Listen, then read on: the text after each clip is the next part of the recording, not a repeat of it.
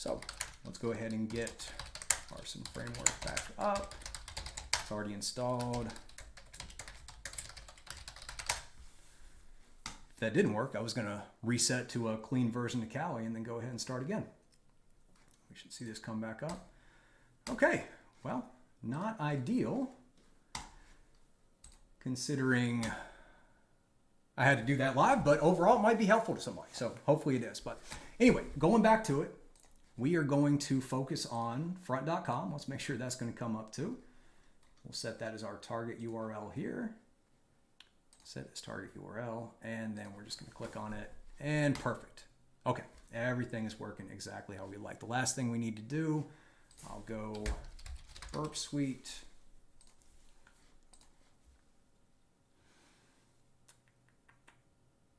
And we'll just get our project brought back up. Should already have some data in it for front. And we will be in business. Perfect. Let's get our tasks resumed. We have not lost any data. Okay, all right, little live troubleshooting. Could have been a disaster, only kind of a disaster, but that's okay. So we're going to do injection testing. So, or unauthenticated testing rather. So I'm going to skip past all this, right?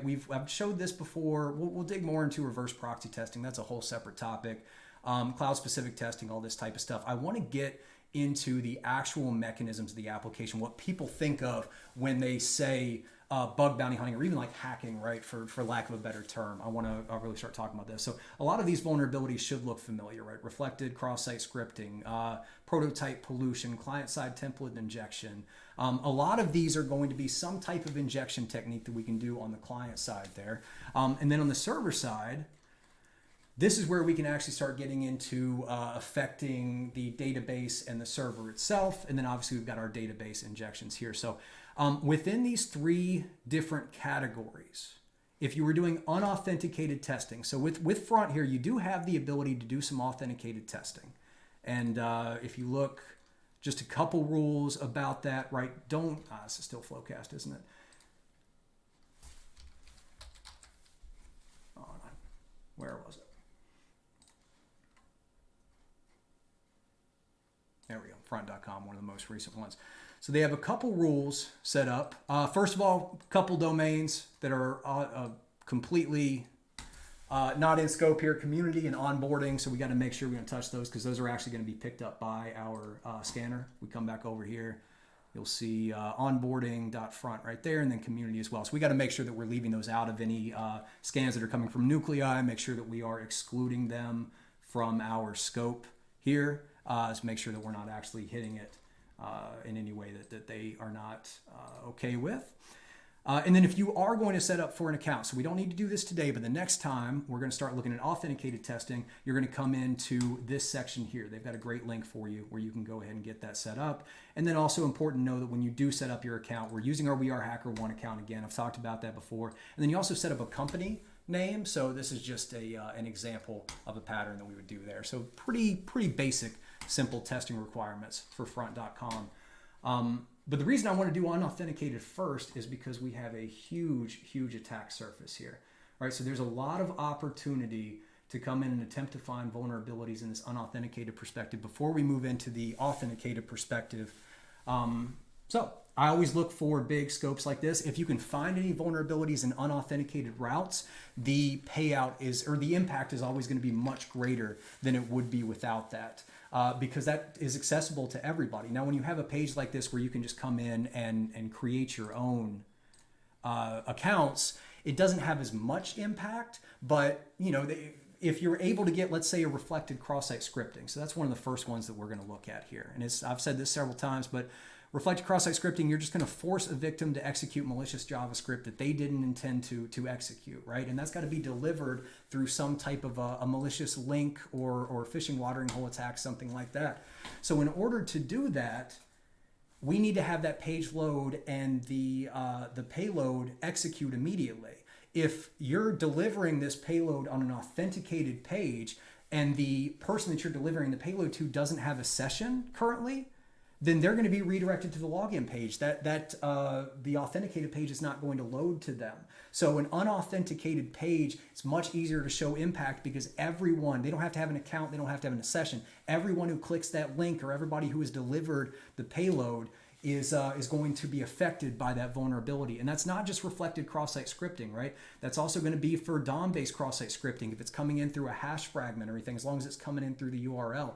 Client-side template injection can be the same thing. Anything where we're doing an injection, right? Content injection. If we want to inject some HTML that says this page has been taken over by hackers and pay us money or pay us Bitcoin or whatever, otherwise we'll release all your data as a way to try to get money.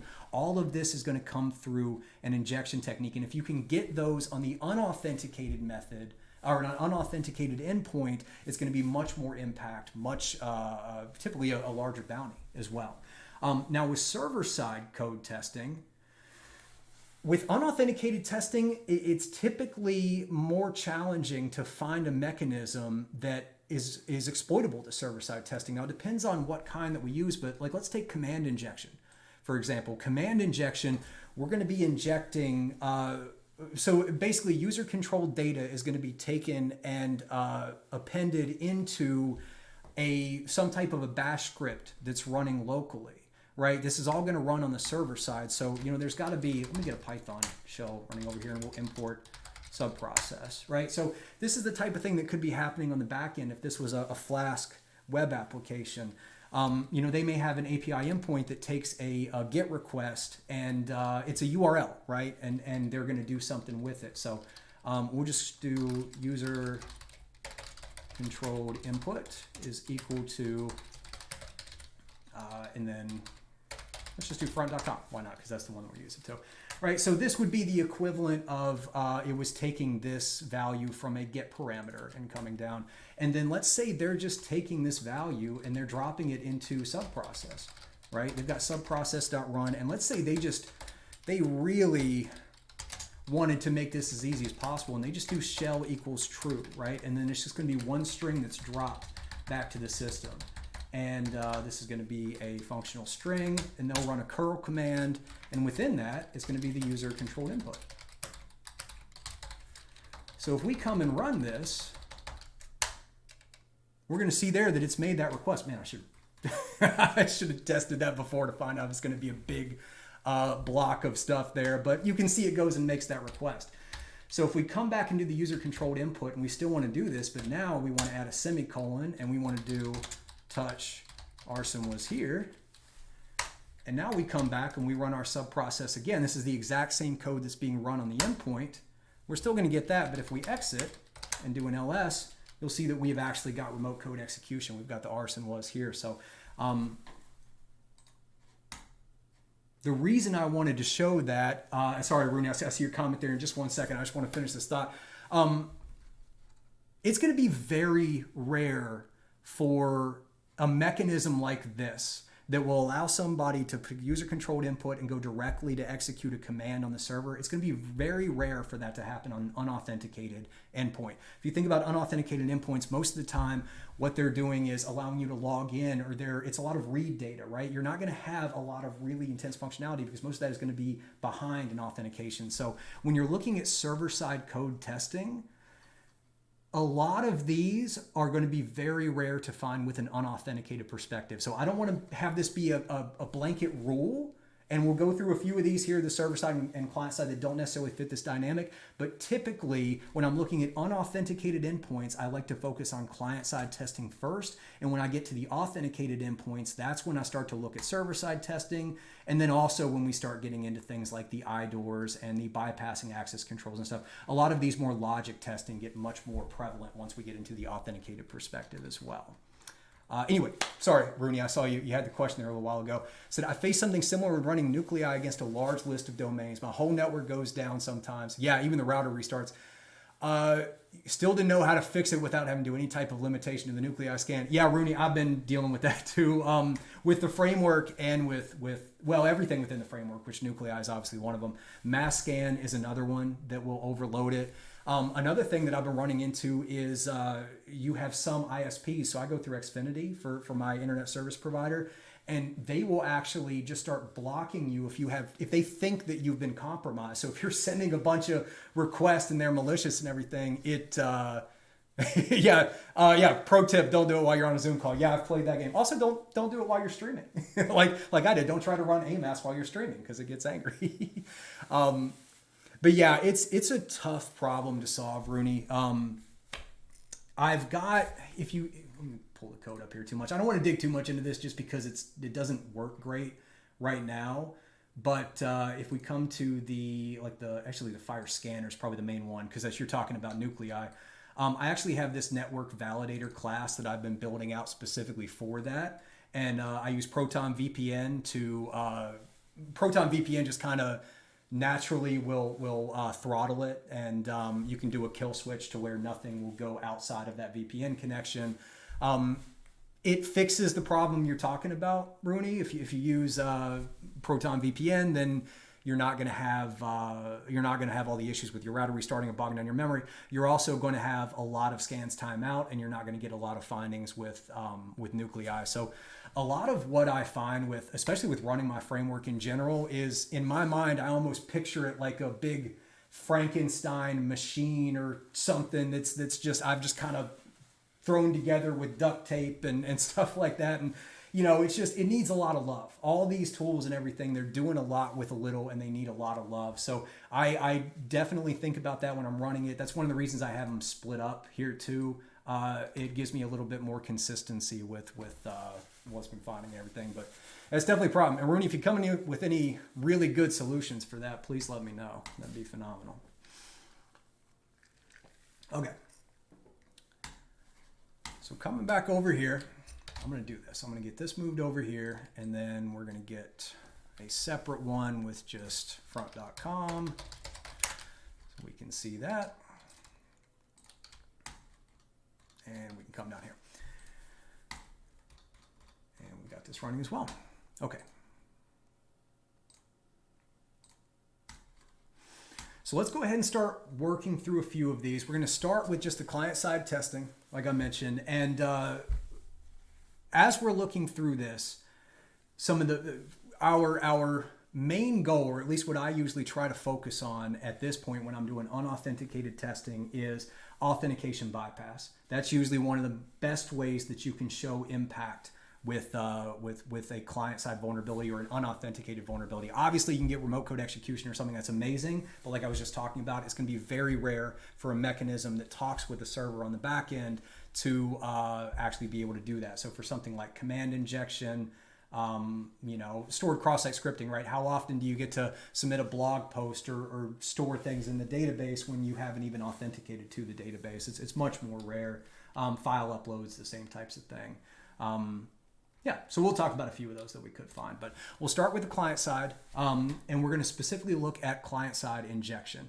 So when I look at these vulnerabilities under the client side testing, I put them into two different categories with one or two that bleed over between the two. So most of these I'm looking for injection testing, and with injection testing on client side vulnerabilities, you're going to have a three-step process that I've always talked about. You're going to find reflected input, somewhere that you can inject something that's going to be reflected into the DOM in the response. You're going to try to turn that into a content injection or HTML injection, where you can actually get valid HTML tags or JavaScript or some type of code injection. And then from there, you try to turn it into an actual JavaScript injection where you can control the method, where you can run things like fetch, etc. And that's going to allow us to do some of these goals here with the reflected cross-site scripting. A lot of these goals are going to be the same for several of these: client-side prototype pollution, dangling markup, etc. It's, we want to either steal a session cookie, we want to fish for login credentials, we want to try to grab any sensitive information that's in running memory, inject a keylogger into it, something where we can steal the victim's information, etc. Reflected cross-site scripting, most of these client-side injection techniques are not going to have any value to us if there's not a victim that's there to actually execute the vulnerability. So we'll start with reflected cross-site scripting.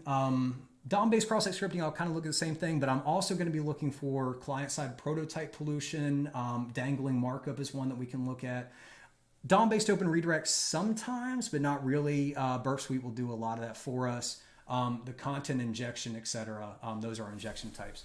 The other type of vulnerability here is a misconfiguration that will somehow leak data or cause some type of exploitable issue, I guess, with vulnerability. Typically, you're going to have things exposed, right?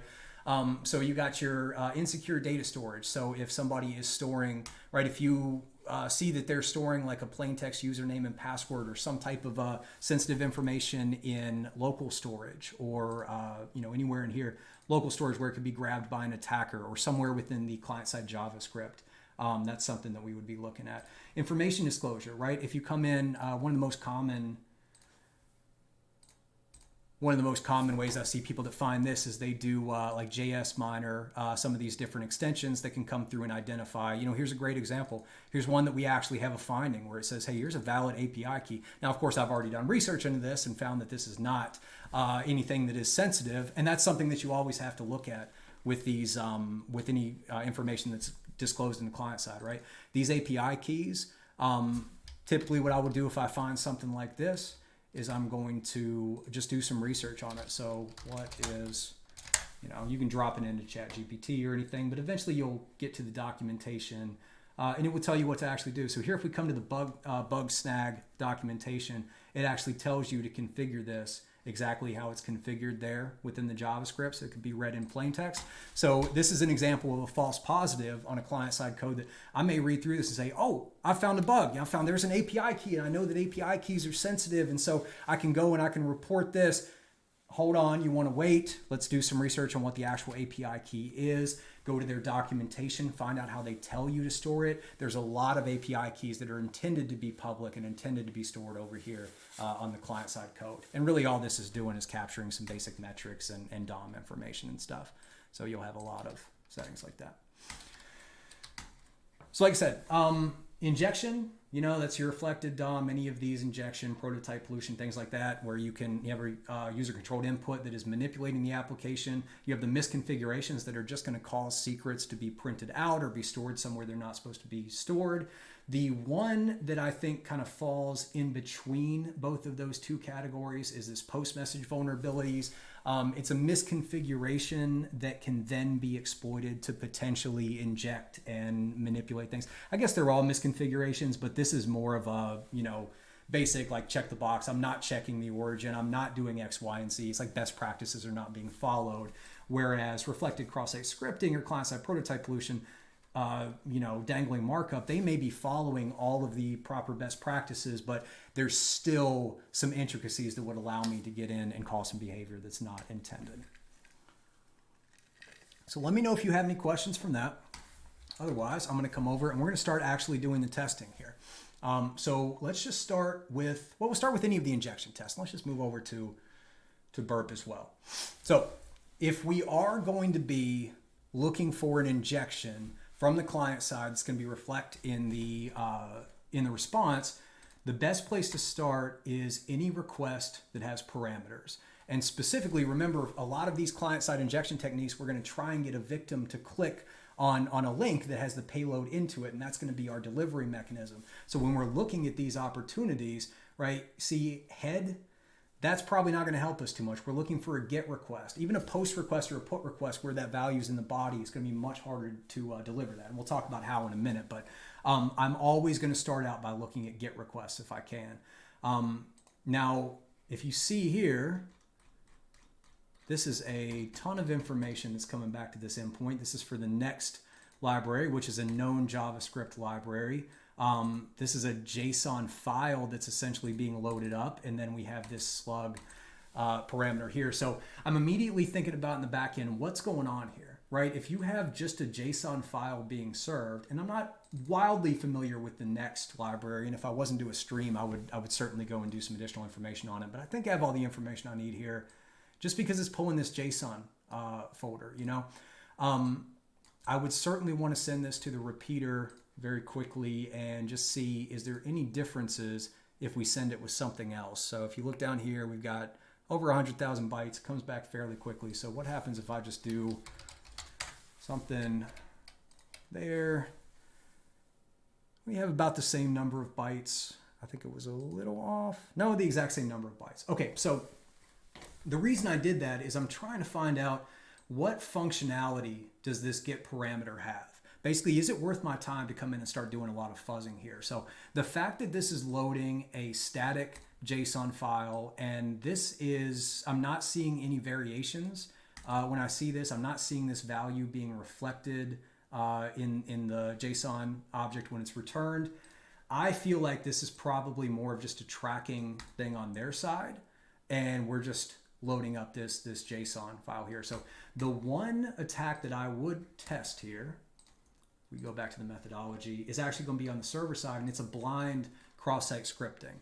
So it's entirely possible that they have something on their end that is tracking the value of this slug parameter, potentially to say, you know, okay, where is this request coming from? What's actually loading this JSON file here?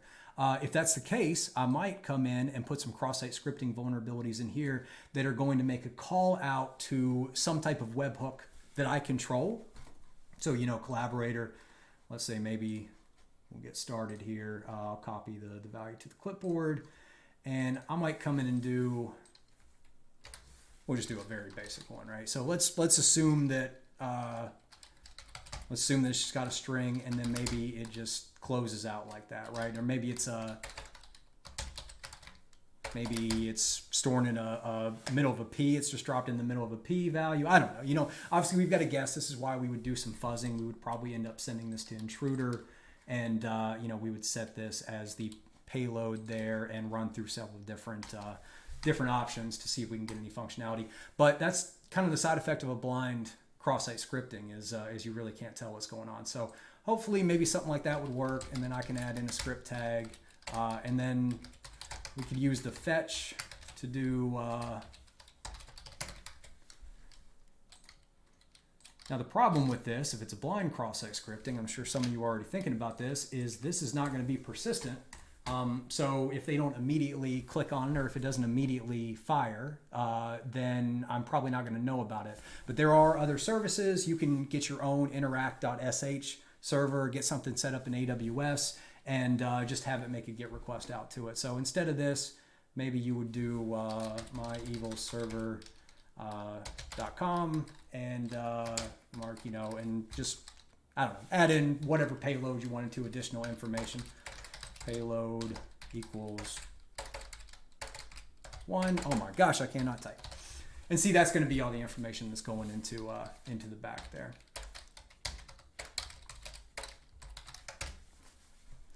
So I would potentially send that. We see that there's nothing else that's coming back, which is totally fine. But I would certainly hope that somebody is going to open up some type of a simple web application in the back end that they didn't expect anybody to inject something into. They didn't think that they had to put any sanitization on. And this will load up and run a fetch to my evil server, and I will know that it worked, and I'll be able to submit a bounty and say, hey, you got a fetch from this place. I can show from the IP address. And yeah, it should get fixed. Oh yeah, that's awesome, Alex. Yeah, so is that a, there we go. Yeah, thank you so much. Yeah, so super easy to do that as well. Obviously, you got to add the other things in there, but very easy instead of coming in. Now, Alex, I don't know if that works if you have this running or not, if you have to get it started, but I know obviously once it's running, you can just right click and go to insert collaborator payload, and that's going to automatically populate that there. Thank you, man. I appreciate that. All right, so coming back, where were we at? Looking at our parameters here. So I'm going to kind of move down from this, and let's see what other options we have. Let's move past that next. Yeah, we can test that out if it auto starts. Alex says he thinks that it auto starts the server when you press that button. Yeah, next time I open it up, I'll definitely check that out. So yeah, let's move past those, and now let's come down. So we've got a couple post requests, and that's about it. So with our parameters here, anything with a check mark as a parameter in it, we don't have a ton of options yet. Now, with that being said, I've only done a basic crawl with Burp Suite yet. So we're going to test a few of these post requests out, and I'm going to talk about how we can use this post request to actually get or deliver a reflected cross-site scripting. And then we'll go back and click through the application and try to essentially go on the hunt for additional parameters. We'll let Burp do some of that work first. But let's come over here and let's do client-side testing through a post request. Let's talk about which one of these would be viable. So as I mentioned, reflected cross-site scripting, almost always a reflected cross-site scripting is going to be delivered through a link, through a GET request that's going to be sent to someone. So if you think with a post request, let's just say for the sake of argument that I was able to get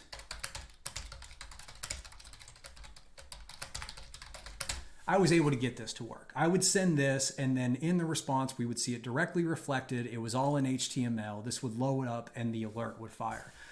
How would I get this to my target, to my victim?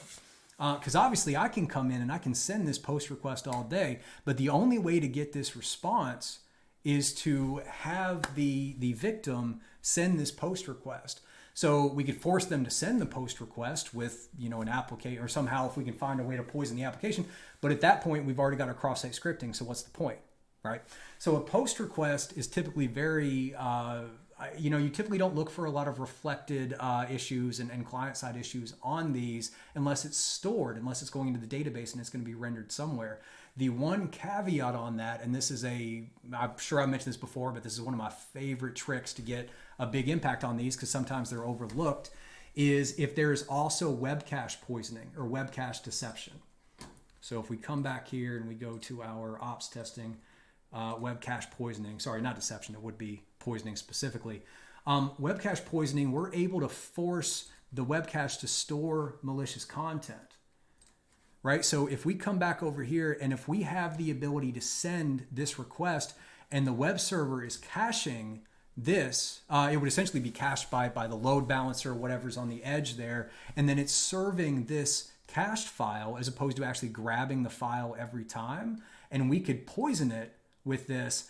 Then not only do we have a reflected cross-site scripting that can be delivered to an individual, you now have one that's going to be delivered to every single person that visits, every single client, every single user that visits that endpoint, as long as that endpoint is cached and poisoned. So that takes a reflected cross-site scripting, which is relatively benign, and turns it into this much more impactful vulnerability. Again, bug bounties and web application security, it's all about showing the impact there. So that's what we would be testing for here. That's the reason that I would consider it worth my time, is I would see, okay, what is the caching here? Now this is done with Cloudflare. Those are typically, configured very well. We actually do have some information here, right? We have this cache as well. So let's send a few times and let's see if we can get a hit. And it doesn't look like it's wanting to cache it. There's some tricks we can do here. I don't want to dig too much into web cache right now. But essentially, if we're looking at this, if we see that we're getting a hit, and we would definitely do research on each one of these, talk about exactly how we can force it to do that. But if we can get this to cache, then we can go back and load it up from a completely separate endpoint. We can show that we've poisoned the page itself, or we poisoned the cache itself. So, and also, the slug here seems to have much more impact because I do think I remember it returning more information there. Let's go ahead and get this back here. Yeah, okay, so the slug at least now is being used to pull information back, whereas it didn't look like it was doing that for the JSON file that we were pulling. I'm guessing this limit and offset is just determining how many are coming back. Yeah, we've got entry count 114, so if we do offset, let's say 5, then we'll probably get 6 other files that are in there. Yeah, these do look like different ones, right? This is 9531. If we go back, oh no, are they the same ones? They could be the same ones every time. Interesting. Okay, so let's start to really get into this. So if I was really going to, let's work under the assumption that I was able to find a web cache poisoning here. So we know that this can be cached. So what would I be trying to do to get any of these other client-side injection techniques? How could I potentially test this unauthenticated page and get some type of a bounty from something as simple as this endpoint? Reflected cross-site scripting. So the post request is going to make it very challenging. Even if we have the web cache poisoning here, the main thing that's going to stop me from testing for reflected cross-site scripting or a lot of different types of JavaScript injection is the content type that's coming back on here. And I've mentioned this before here, but I'll keep calling it out over and over again. If you have a JSON response that has content type text HTML, that is a fantastic target for reflected cross-site scripting. So if I was looking at this endpoint and I saw that I could confirm that I could poison the cache, and I also saw that it was returning this JSON object but set the content type to text HTML, I would have red lights firing left, right, up, and down to say, this is worth my time. I'm gonna dig into this and I'm gonna try to get a reflected cross-site scripting. And then we would go in and try to get something actually reflected, but that also seems to be quite challenging because this looks like it's doing just a simple lookup. You know, if I come and set this to something else, I don't know why I'm typing that. I'm looking at the whole request right here. It's funny how you do the same thing 100 times. You end up doing it again when it doesn't make sense. But we're not seeing anything reflected. So even in the best case scenario, let's say we found the content type and it was text HTML. We found that we can poison the cache. If we don't have anything reflected on this endpoint, we still have nothing. So hopefully that's helpful for people. I know a lot of people will come in and just kind of throw payloads for cross-site scripting, and you know, hopefully this shows a much more real world situation where you have to have 3 different scenarios going on to be able to actually get that cross-site scripting. So let's move on from that. DOM-based cross-site scripting is going to be the same thing, right? We don't have any interaction from the DOM. There is no DOM. This is just a JSON object that's being returned. So there's no reason to focus on that. Client-side prototype pollution. Now, this is one of the interesting pieces with doing this unauthenticated testing. Client-side prototype pollution, there's no DOM, there's no running JavaScript in this response in this API endpoint, so there's not a lot of opportunity to look for client-side prototype pollution, even though this is an unauthenticated endpoint. What we do have the opportunity to look for this time is server-side prototype pollution. So server-side prototype pollution is one of those vulnerabilities that is certainly in play whether they're unauthenticated or authenticated, because all this needs is something on the back end on this API endpoint that is performing what's called a recursive merge. Recursive merge, it takes 2 different JSON objects. So let's say there was, you know, just these 2 right here. If it just had these 2, it will combine these 2 objects together, and being a recursive or a deep merge, if there are any additional objects nested in there, it'll merge those as well. What happens if you don't do that correctly is that you end up being able to add things like this. So instead of the slug here, maybe I wanted to go and let's create a nested object first of all. Okay, so now at this point, the server, it's expecting slug to be a string, but it's not going to be a string. Once it gets there, it's going to be an object, right? And then I can potentially come in and add proto here, and then we'll add an additional nested object, and we'll just do. Actually, let's do a more. You know, you can do something like this just to test, just to see is it going to allow you to send this. So I'm curious. There you go. See, expected string received object. So that's making it there as an object. But typically how you would want to exploit it at this point. So if you, and this is not telling me anything, this doesn't tell me that it's vulnerable at all. But the way I like to test for server-side prototype pollution blind like this is try to identify, what you're doing is you're poisoning the prototype of every object that is instantiated on the back end there, wherever this is instantiated into the API endpoint. So if just throwing something arson equals arson, you're not going to be able to see that you poisoned the prototype. But let's say that there is, as part of that API endpoint, the developers use the has own property method to attempt to validate that this is very common, once the recursive merge is done, they'll use a has own property to confirm that that merge was successful, and there will typically be a try catch in there as part of that. If you have that situation and you send this, and we got a completely different response where it says has own property was supposed to be a function, but now it's a string, now we know that we've done a server-side prototype pollution because we have overwritten the has own property in the proto of every object that's instantiated, and we have now made it this value here, this string. So if we get there, you know, what can we do? Can we inject this into a function, etc.? It gets very difficult to weaponize without a known payload, and a lot of times you'd be looking at things like third-party packages, NPM packages they might be using on the back end. But this is typically how I would go about testing for the server-side prototype pollution, which again is very, you would certainly want to not skip this over for any unauthenticated routes. Now the goal that I'm trying to get for an unauthenticated route is probably going to be different. Pretty rare to get, remote code execution from this in general, but especially an unauthenticated endpoint. What I would probably be trying to do here is either do some type of denial of service attack, which can be hard to get bounties on. So, and obviously don't do that on a program. You're not permitted to do that. But that's something that certainly from a security perspective, it's an unauthenticated endpoint. We can bring down the whole app. Suddenly that has a lot more impact. But the other thing I might be trying to do here is just break the logic. This has own property, right? We were talking about this and it has a try catch. Well, what if that try catch fails open for some reason? As opposed to just coming back and saying, hey, I expected a object or I expected a function, but I got a string instead.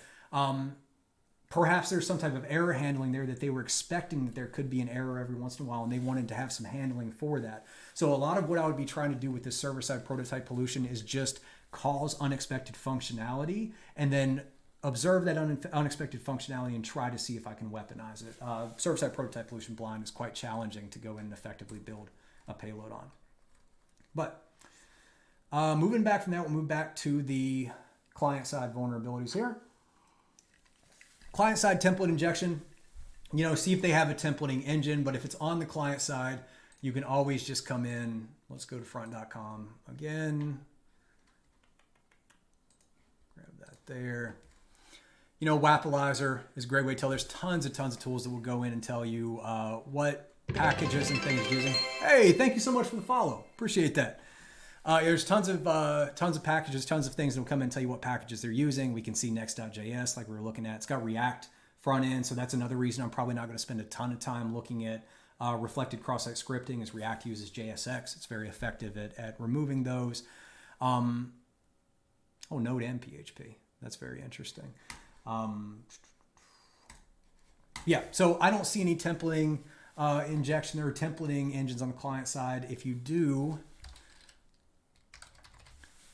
want to see some examples of what those would look like, definitely go to here. So book.hacktricks, you can go to search in the top right hand side, go to client side template injection, and here you can see some of the ones I would typically look for. So usually Angular and Vue are the two that we want to pay the most attention on. If you do happen to find these, so if I saw that it was using Angular or using Vue, we could come through and throw a couple of these payloads. Typically, you can tell by the version whether or not it's going to be vulnerable to this. A lot of template injections are going to be CVEs, common vulnerability enumerations, which means it either works or it doesn't. Otherwise, you're really doing security research on a new package, or on an existing package. Here you can see one for Vue, very, very specific. So always a good idea if you see these to come throw it into any attack vectors, but client-side template injection, I don't see it. I've never seen it in the wild in an actual bug bounty program, anything. So definitely not something that I focus heavily on. Okay, coffee's going to save my life. I don't know if there's much else here. The post messages, I guess for the DOM, let's go ahead and look at some of the DOM-based injection techniques as well. So the DOM-based open redirect, DOM cross-site scripting, and post messages as well. The way that I handle those is actually through the browser here. And that's where you've got your awesome DOM clobber. Can't say that. How do you say that? DOM clobberer? I don't know if that's right or not. That's a hard word to say though. But yeah, we'll get DOM invader on there. We'll come in and we'll just turn on prototype pollution as well. And we'll leave these on. So if you want to really hit the DOM hard, right, DOM clobbering goes on, turn all of these on here. Very good chance that, and you'll have to reload as well. Very good chance that you're going to break the application if you do this. But it's certainly gives you some interesting responses. So let's grab this here. And we're going to put it into this browser. Let's see how it handles it.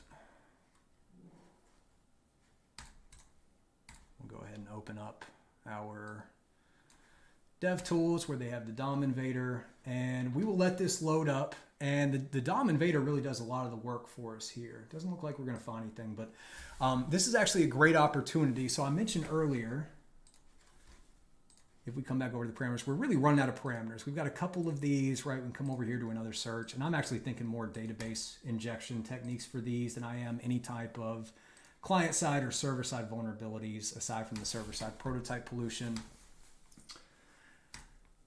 But what I want to find, oh, right, wrong one. What I want to do now, because I've let Burp do some of that crawling for me, is I want to click through everything myself. I want to try to identify anywhere that I can inject something into the application itself. So I'm going to get the Burp browser set up on the left-hand side and my HTTP history on the right.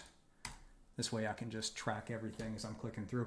Now, I'm not going to mess with this getting started button, because if we remember, they said that we're not going to use this to register for any accounts. So the last thing we want to do is click on this and have it start loading. And actually, if you see, I'm clicking on it now, and it looks like it's not even working because the DOM clobber there. In fact, that doesn't look like it's working either. So yeah, we'll leave it on for a second and click around and see what functionality we have. Likely we're going to have to turn that off, though. Let's also see if we're picking up anything new. If it finds any sources or syncs, or it thinks it's the possibility for post-message injection, DOM-based, anything DOM-based, it will tell you. And then this is a great tool to manipulate the attack vector and see how it changes. But I'm not seeing much come back. Just totally fine. Let's go ahead and reset our canary here. Actually, let's do this. I'm going to do, we'll take DOM invader. Oh, no, sorry. DOM invader stays on. Prototype pollution is on. I don't need those two on right there. Okay. I like that setting right there. So this is going to be much gentler on the app, right? We'll come in and do some post-message interception. We're going to try and do some prototype pollution, and I'll set my canary to arson here. Reload that. There we go. Now we're getting some results. Perfect. So you see here, it's injected all these client-side, oh, they went away. It injected all these client-side prototype pollution pieces here. And, oh, interesting. It's actually claiming that it found something. So I'm going to move past that, because that's close enough that I could accidentally find one. I have no idea if that's vulnerable or not, but I would strongly recommend looking into DOM-based cross-site scripting on this page here, because it certainly looks like through this as well, there's some possibilities. And actually, if we come back over, another thing that I'll look at is what Burp is finding, because Burp does a really great job, has these dynamic analysis that will show us what those are. Let's see. So you've got some DOM manipulation over here. Let's show what it's actually claiming to do. When I look at these, any of the DOM manipulation or DOM-based cross-site scripting findings, the dynamic analysis is always what matters here. It will tell you what's actually happening. So it'll tell you the source and the sink, right? So the source is location.href. So that's just the value that's stored up here. So what it's telling us is that this value is being taken, and it'd be great if I didn't click away, and is being delivered later to history.replace state. So, obviously I can go and do some research on how this works and try to find a way if I can deliver a payload. The other thing I'm looking at is, what is it when it starts? So here's our payload when it goes into the source. And this is what it looked like when it reached this value. So if you see our backtick, our single quote, our double quote, none of those were sanitized when it got there. So that's a good sign. This is what we're looking at for DOM-based data manipulation. Now, history.replace state, that's not a good sign. That's not what I would want to be looking for, because it's not a fantastic sync that we can go in and play with there. I would much rather have it say something like document.enter HTML or something, or even something that I can pass to a fetch and play with in that way. But it is always good to see that it's not manipulating these characters at all. Let's come over to the about. Actually, let's just kind of cycle through these. Are these all just going to history.replace state? History.push state as well. So we have some things that we can do. How far does this go? Good grief. So this looks like it's, if it's consistent across a lot of these pages, is it just under the blog, or is there anything else?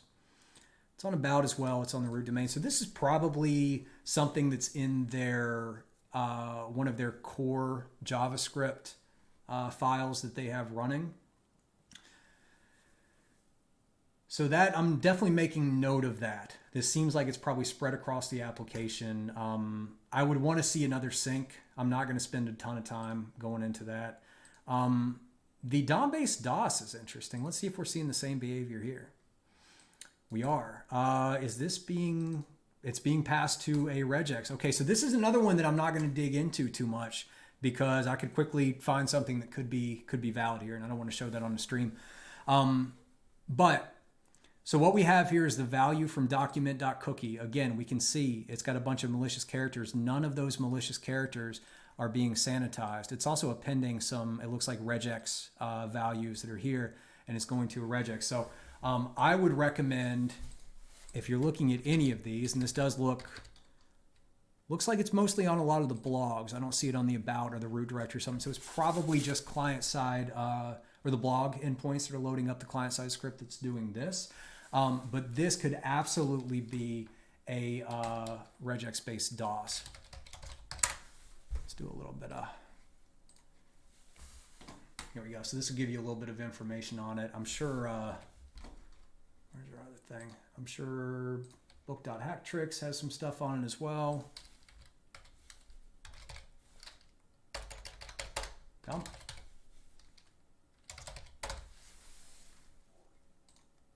No?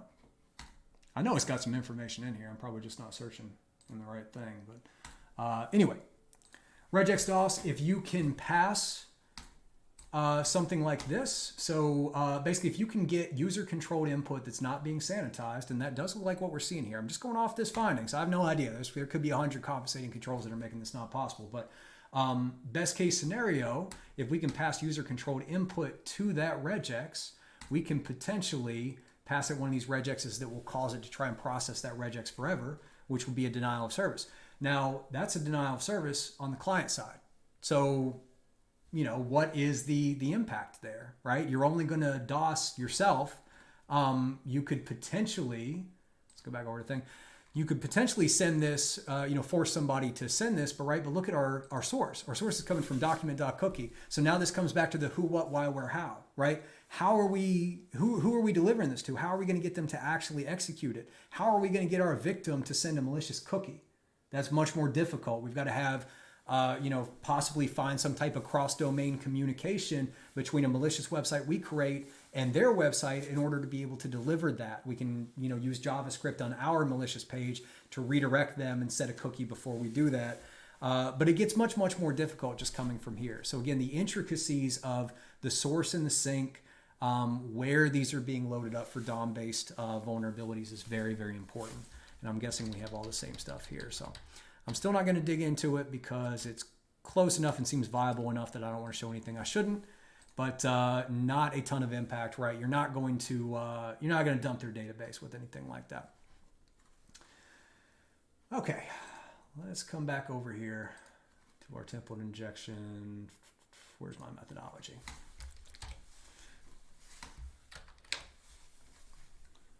And let's come back over here, and we're going to keep clicking around. Now, one thing I will do, always a good idea to test, is just these generic sign-in, right? Let's just see if we can send it. Actually, let's come back over here to Burp. Now, this sign-in page and the register page are always going to be the most tested, aside from maybe if there's something on an authenticated endpoint or something where it looks like you're directly communicating with the database. But these are going to be hammered. So, if you're just trying to come in and do, or 1 equals 1, right? Some of these basic authentication bypasses stuff. Sorry, it's not going to work on any modern app. We got to really kind of dig in and figure out what's going on here. But there's also a lot of things that are missed, especially in an app like this, which is most likely using I'm hoping is using a Mongo database in the back end, because NoSQL injection is much more prevalent, or much less prevalent nowadays compared to SQL injection. So let's see, is this actually logging us in here? It's not. I don't think we're actually sending something in there. Let me go to the proxy.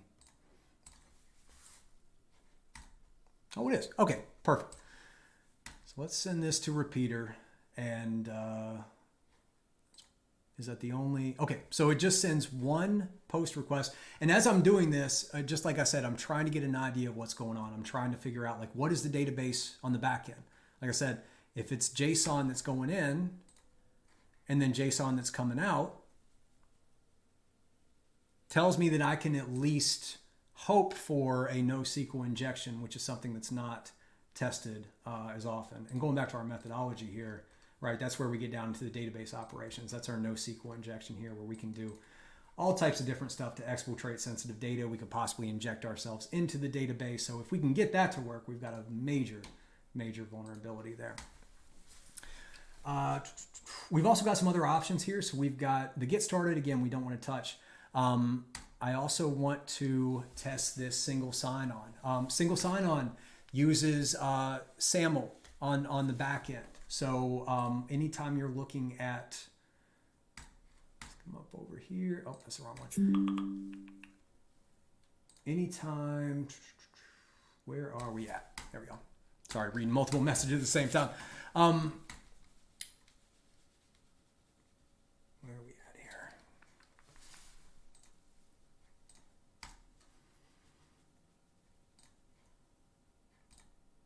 Okay. I don't know. It's doing some funky stuff right there. I don't know what it's trying to do. Anyway, okay. Single sign-on. Come on, work for me. I'm telling you, this has been the stream of technical problems. It's not one to work for me. This doesn't even seem to want to work. All right, let's scroll down to the side here. And let's find SAML. So if you have a single sign-on, single sign-on is going to be using SAML under the hood. So you come in, definitely recommend to, and I want to do a video on this sometime, but definitely recommend coming up and learning as much as you can about SAML. Oh, good. Now it, all right. Apparently that was lagging a little bit on the client side there because it just pulled up the search bar 5 minutes after I clicked on it, but that's okay. SAML and single sign-on. SAML is a protocol that facilitates single sign-on. Single sign-on just means you sign in through one individual portal, and that is going to essentially authenticate you to multiple different web applications. Okta is a great example of that. It's probably the most well-known. Duo is another one, right? But you go to your Okta portal, you sign into Okta, and then you go there and you have multiple different tiles in there. A great way to think about this, to think about SAML or single sign-on, right? If you've ever been to a concert or anything where you basically go and you get a wristband saying that you're 21, and then you go to multiple different booths that are selling beer or wine or whatever it is, and all you have to do is show them that wristband, and that shows that, okay, you've paid for your ticket, you're 21, so now you get the opportunity to, buy their product or interact with that individual booth because at the entrance of this festival, they authenticated you. They said that you were allowed to be there, so everybody else just trusts that. So it's probably pretty easy to see from an attacker perspective why single sign-on would be so valuable to us. If we can find a way to do the equivalent of stealing a valid wristband, then we can go up to all these different applications and pretend to be this individual. So I love digging into single sign-on. There's also a lot of interesting intricacies that come from this, right? Because one of the things I always want to look at, if we come back to, I've got way too many tabs open here. I swear I keep getting lost.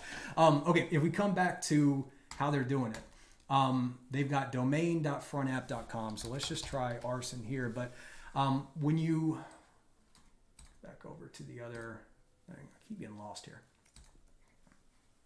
I don't know where it is. That's okay. Let's go ahead and send it. I was trying to pull up that diagram again one more time, but anyway, we got it stored in our proxy.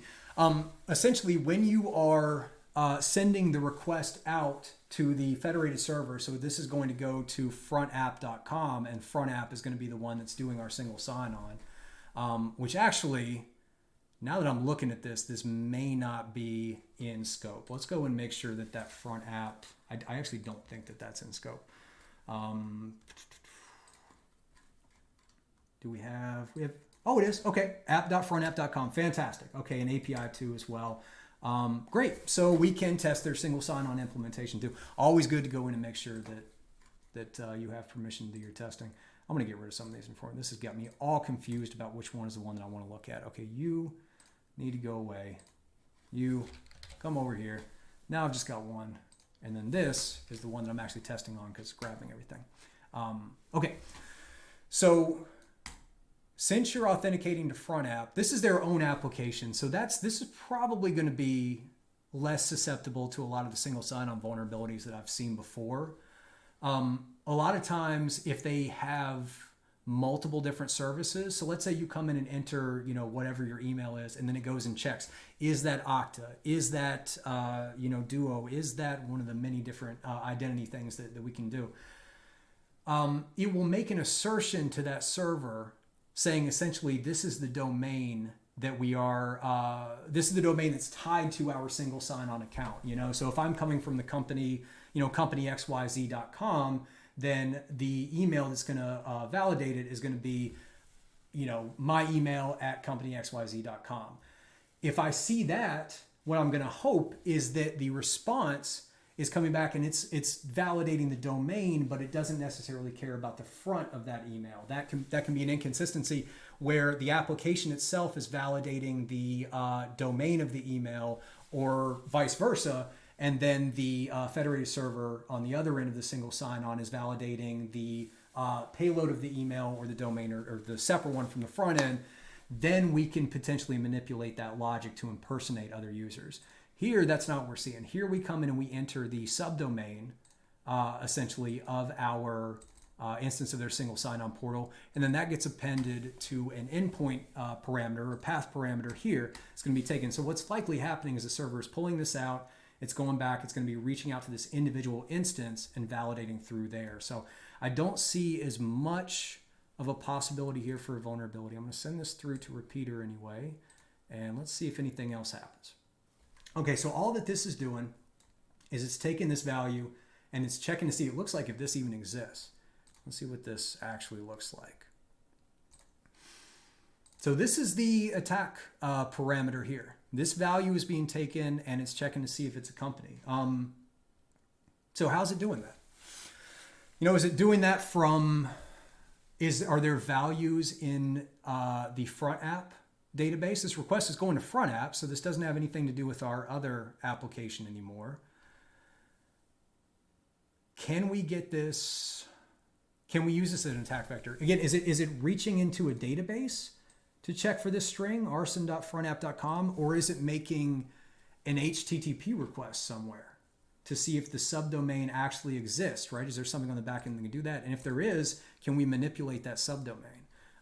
So, I would actually try to get an external, some type of an interaction.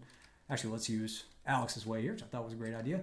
So we've got this. We're going to replace this path parameter with collaborator payload there. So let's send that and just see what happens. Let's see if we get any response. I'm guessing we're probably not going to, but I've got a few different ideas. Come back over to the collaborator and poll. I don't see anything coming back.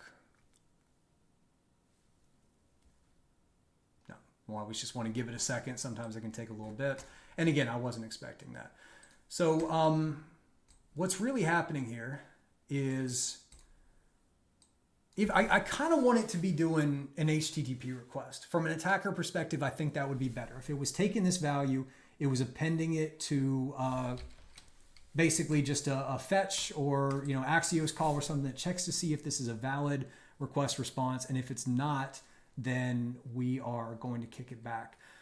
If that's the case, I have some room to play with here just with the, depending on if they sanitize, I have some room to play with the URL itself.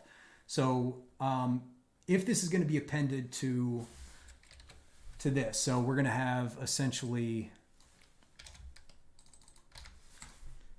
we're going to have this whole endpoint here. Can I, let's do, well, that's probably not going to work.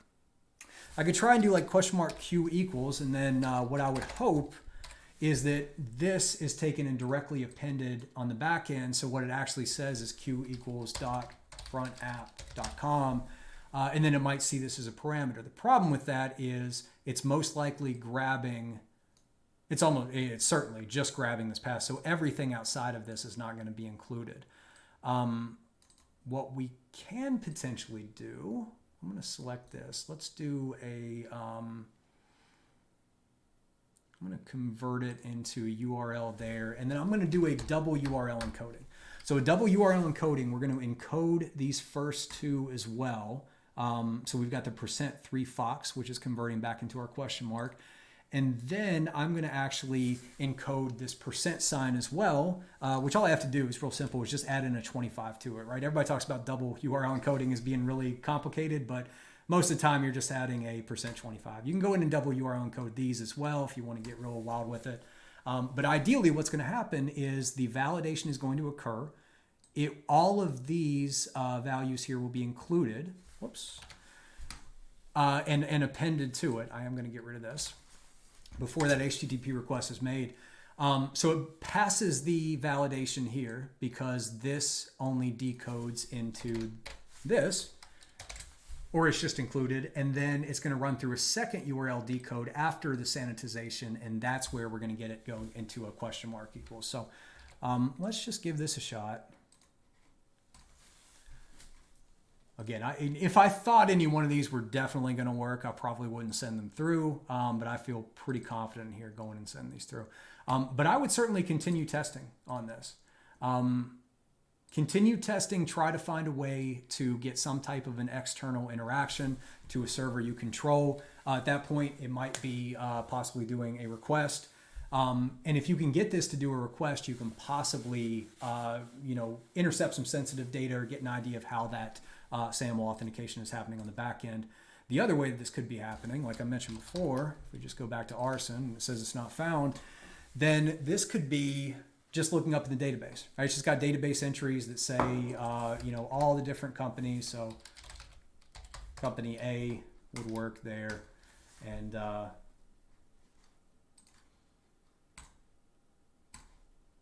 sure this is probably not going to exist either. No, it's not. Thought I may get lucky with like a test thing or something, but. Okay. But yeah, it could be going into the database, saying find one by this string value, and it comes back and it says, nope, this company A, wow, I didn't even spell company right, so of course not going to come back. But company A.foreignapp.com, that value does not exist in our database, so no, it's not going to allow us to log in. Which means that this is a possibility for an injection.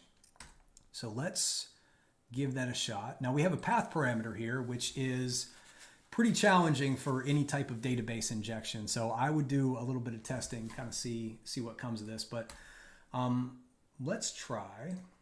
Let's come back over here and let's go to our database testing. Oh, we've already got the NoSQL injection. That's right. Let's just try some basic NoSQL injection payloads just to see how this is. Again, I'm still what I'm doing right now in the bug bounty hunting process is I'm trying to figure out where to spend my time. You can float around an application, just throw payloads at it all day. But ideally, when you're getting into the client side, you're starting to do this type of testing. You're getting a feel for the application. You're getting an idea of mistakes that the developers could possibly be making, best practices that they're not following. You're identifying some of the weaknesses, and you're getting a list. I would actually have a physical list. I just don't have enough screens to do it right now. But you're getting a list in your head of what mechanisms are worth your time, because bug bounty hunting, I'm going to say this on every string, it's not a penetration test, it's an Easter egg hunt. You're going to spend a lot of time looking around and poking into different things, and eventually you're going to stumble on something and you're going to get, you're going to find 5 or 6 eggs, and you'll go, and it'll probably be a little while before you find another one, especially on public programs, right? So I'm trying to just figure out, is this type of mechanism, is this domain, is any of this worth my time, or have people already tested it enough that it's already pretty hard, and is this something that their security team, their developers are really dialed in on, where it's just really not worth my time to dig into it too far. So let's I'm not going to try and use that search thing again because it was not friendly to me before, but let's come up to NoSQL injection, and book.hacktricks has some really great stuff for that.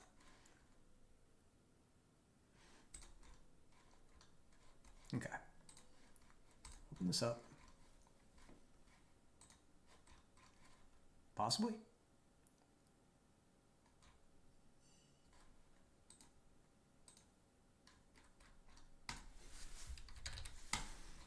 I'm telling you, this page doesn't want to scroll for me. I think just, I don't know if I'm really pushing my machine or something. No, I'm not. It doesn't want to scroll though. I'm having all types of issues on this. But that's okay. So a lot of what we can do You can see here a lot of the payloads, right? So this is going to be your post payload. So if I'm going to copy this, we'll come back over to the payloads we were looking at earlier. If I want to try a SQL injection here, you know, I could insert something like this. This would be specifically for the login page. Where's our login page that we were talking about there? Here we go. Oh, and this gives us more information about the slug. The slug appears to be basically a synonym for a company name. And then we can come in and change that as well. So I think username and password there. Let's see. So if we're going to try a NoSQL injection here, then we're going to have to do company slug for this. And we can get rid of both of these. And we'll see if we could possibly bypass both of those. And of course, we're not going to be able to bypass that. So that's a basic NoSQL injection, but you can see it makes a lot of sense where that is actually going. If we want to try the same thing in a get parameter, typically we're going to use these. So these are, if you already have existing get parameters, I think our first one had that, right?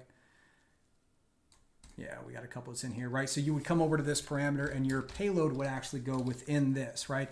If you wanted to do, here, let's go back to the URL, right? Like this queue, if this was actually being used to search something in the Mongo database, we could potentially come in and tell it, well, what if it's just not equal to this, right? It's just money not equal to that.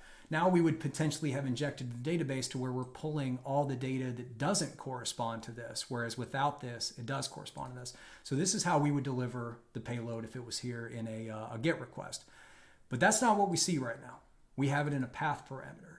So anything that we do within this path is going to be almost certainly URL encoded as part of that when it reaches the database. So getting any actual database commands in here is going to be pretty rare, pretty difficult. The one caveat on that is that also means they're probably not expecting it. So if the right circumstances come through, then you could end up in a good place. So, you know, I don't even know in this circumstance where if this was going into the database, you know, I think we would essentially do the same thing. Come do let's just try not equal, and then we'll just try an arson again. And ideally what's happening is, because this is all going to be URL encoded.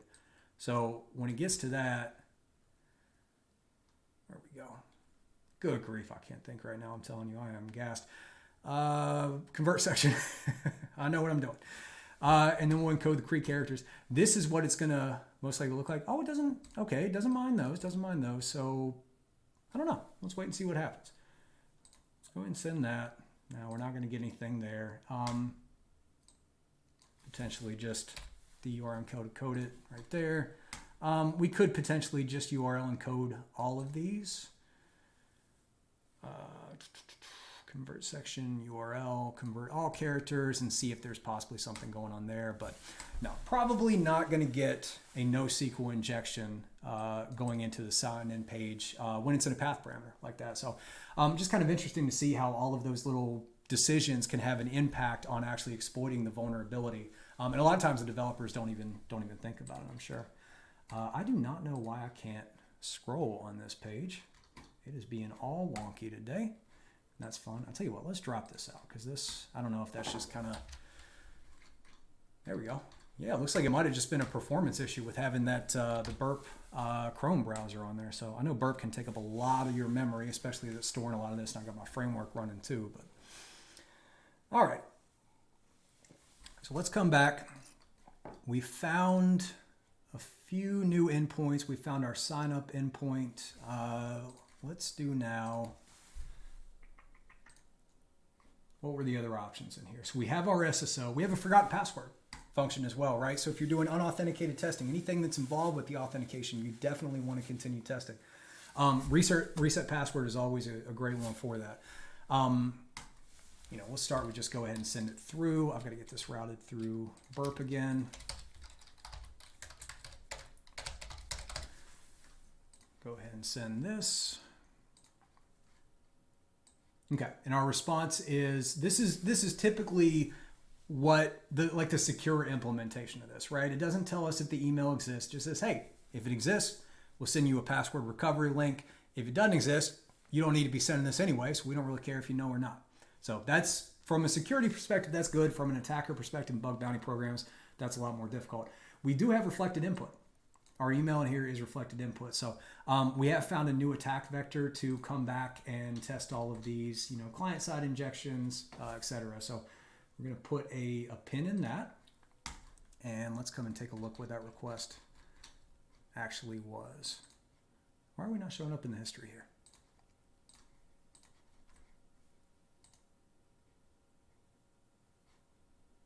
Nope, let's just send in that one.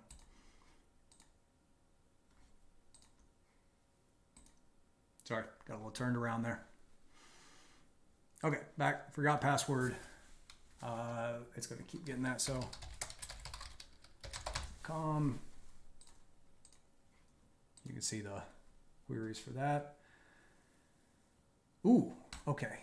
Send this to repeater as well.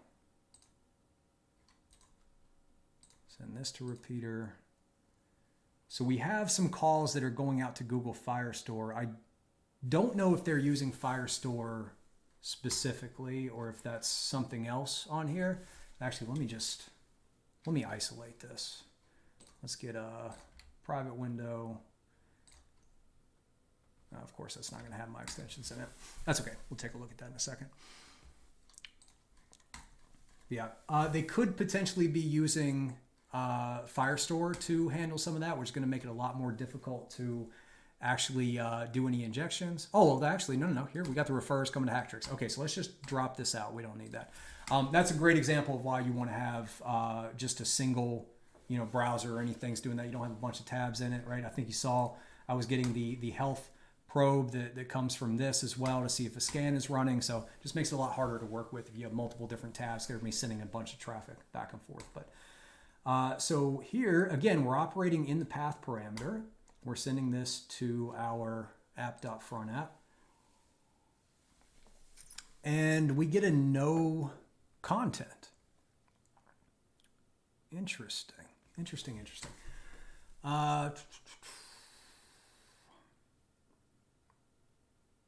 So where is this being reflected? Let me do this.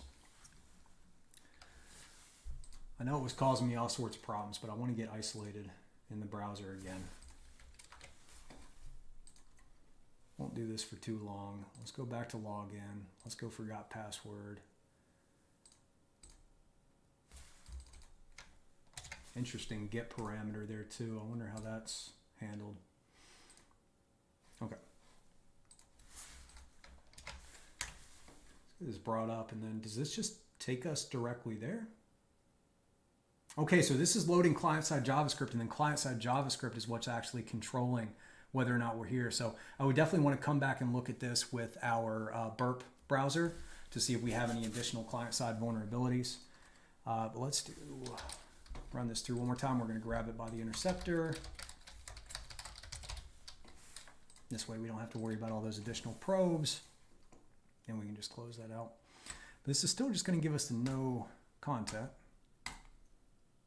Right, same thing. Okay, that's what I thought. So, shouldn't have closed it out yet. Let's try it one more time.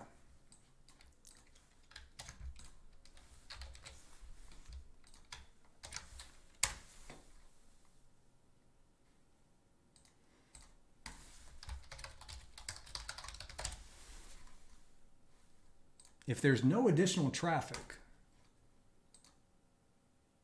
there's not. Okay. So this is all being handled by the DOM. You can see this is just mine right there. We don't need to worry about that. This is all being handled by the DOM. There's no actual request. We come in here and go look at the network. Get back to login. Look, there's no network traffic. There's nothing going through the proxy. That's why I kept looking at that. And this is all being handled by Next, I think. I think that's a major portion of it. Like I said, I'm not an expert on the Next framework at all. I've never personally used it before. But that looks like what's happening. Spectrum Decay, will this stream be available on past broadcasts or YouTube later? Yes, 100%. I'm so glad it's helpful too. Thank you so much. I'm a little gassed today. Been burning the candle at both ends for the past few weeks, to be honest with you. So typically I have a little more energy and it's a little more driven and cohesive, kind of getting through with coffee right now, but I'm really glad it's helpful. It'll definitely be on my YouTube channel here. Let's just get... It's my YouTube channel. I'm working on getting it off the ground. It's not huge yet, but doing much better than I thought it would have been. Super happy about it. You've got my old streams here, so it'll be posted up first thing tomorrow. Spectrum. It'll be right next to this one. Just going to say something like live bug bounty hunting or something like that, and I'll throw together a thumbnail. But absolutely, these are always available on YouTube. And then I try to piece up some other things in the stream that's valuable, and you know, do some zoom ins and stuff if it's helpful, along with some pre-recorded videos and stuff. So yeah, I hope it's helpful as well. Okay, so this is all DOM based. So I would come back in again, and we can do this real quick here. Yeah, we're getting a ton of it. What happens if I do, let's go to forgotten password again, and then let's do this. I got to reset my canary. Oh, thank you so much I love your name, America. Love it. But thank you so much. Like I said, I'm really, really glad it's helping. The response has been really fantastic. And yeah, I mean, I've been doing this for a long time, and when I started, there wasn't a ton of information out there. Things like Stoke had started doing videos and stuff. But yeah, I just want to hopefully help other people to get into it as well. So we'll update the canary here, reload, and let's get that loaded up. And then I'm going to come back to the forgotten password, and now I can enter in the canary as one of these values, and then the DOM invader will actually pick it up, even though I'm not using their inject URL params, inject forms, etc. Although I can do this later as well. But let's just hit reset my password, and perfect. Now we see that, yep, here we see it's loading up. So it's been appended directly into our DOM here. This is not giving us exactly what we want to see. Here as well. Okay, so we can see where it's being appended. These are both in you've got a mail to, so there's not a ton that we can do with the mail to here. Let's go back to the login, come into the forgot password. What is being sanitized here? What if I send a double quote? Can I escape this here? If we look down and see the @ is not being sanitized, what is being sanitized? If I come back in and do this, testing. Let's just try this.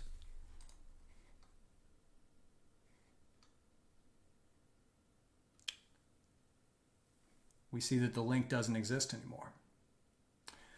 Okay, I'm gonna stop there.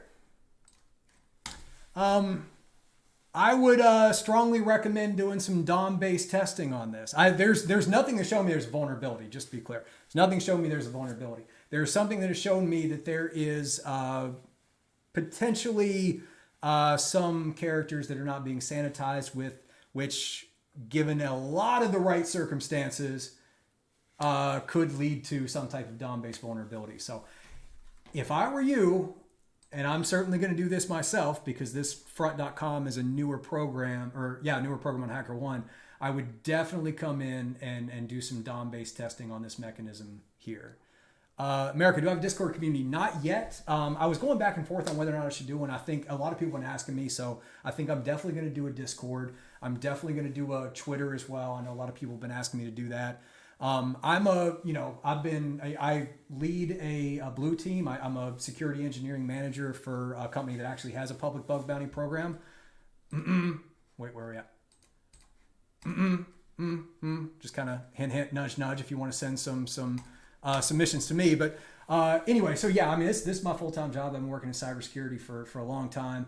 I'm not too spun up on social media or anything. I'm trying to kind of leverage this to build a community and everything on it. So I'm learning, but the Discord certainly seems like something that a lot of people want to have a community there to talk to. So I want to get it set up probably closer to the end of the year. I've actually got a trip to Asia coming up here at the end of the month. I'm going to be gone for a month, and then I'll come back and wrap everything up for the year. But definitely want to get that set up. Definitely want to get the Twitter and start building out a community there.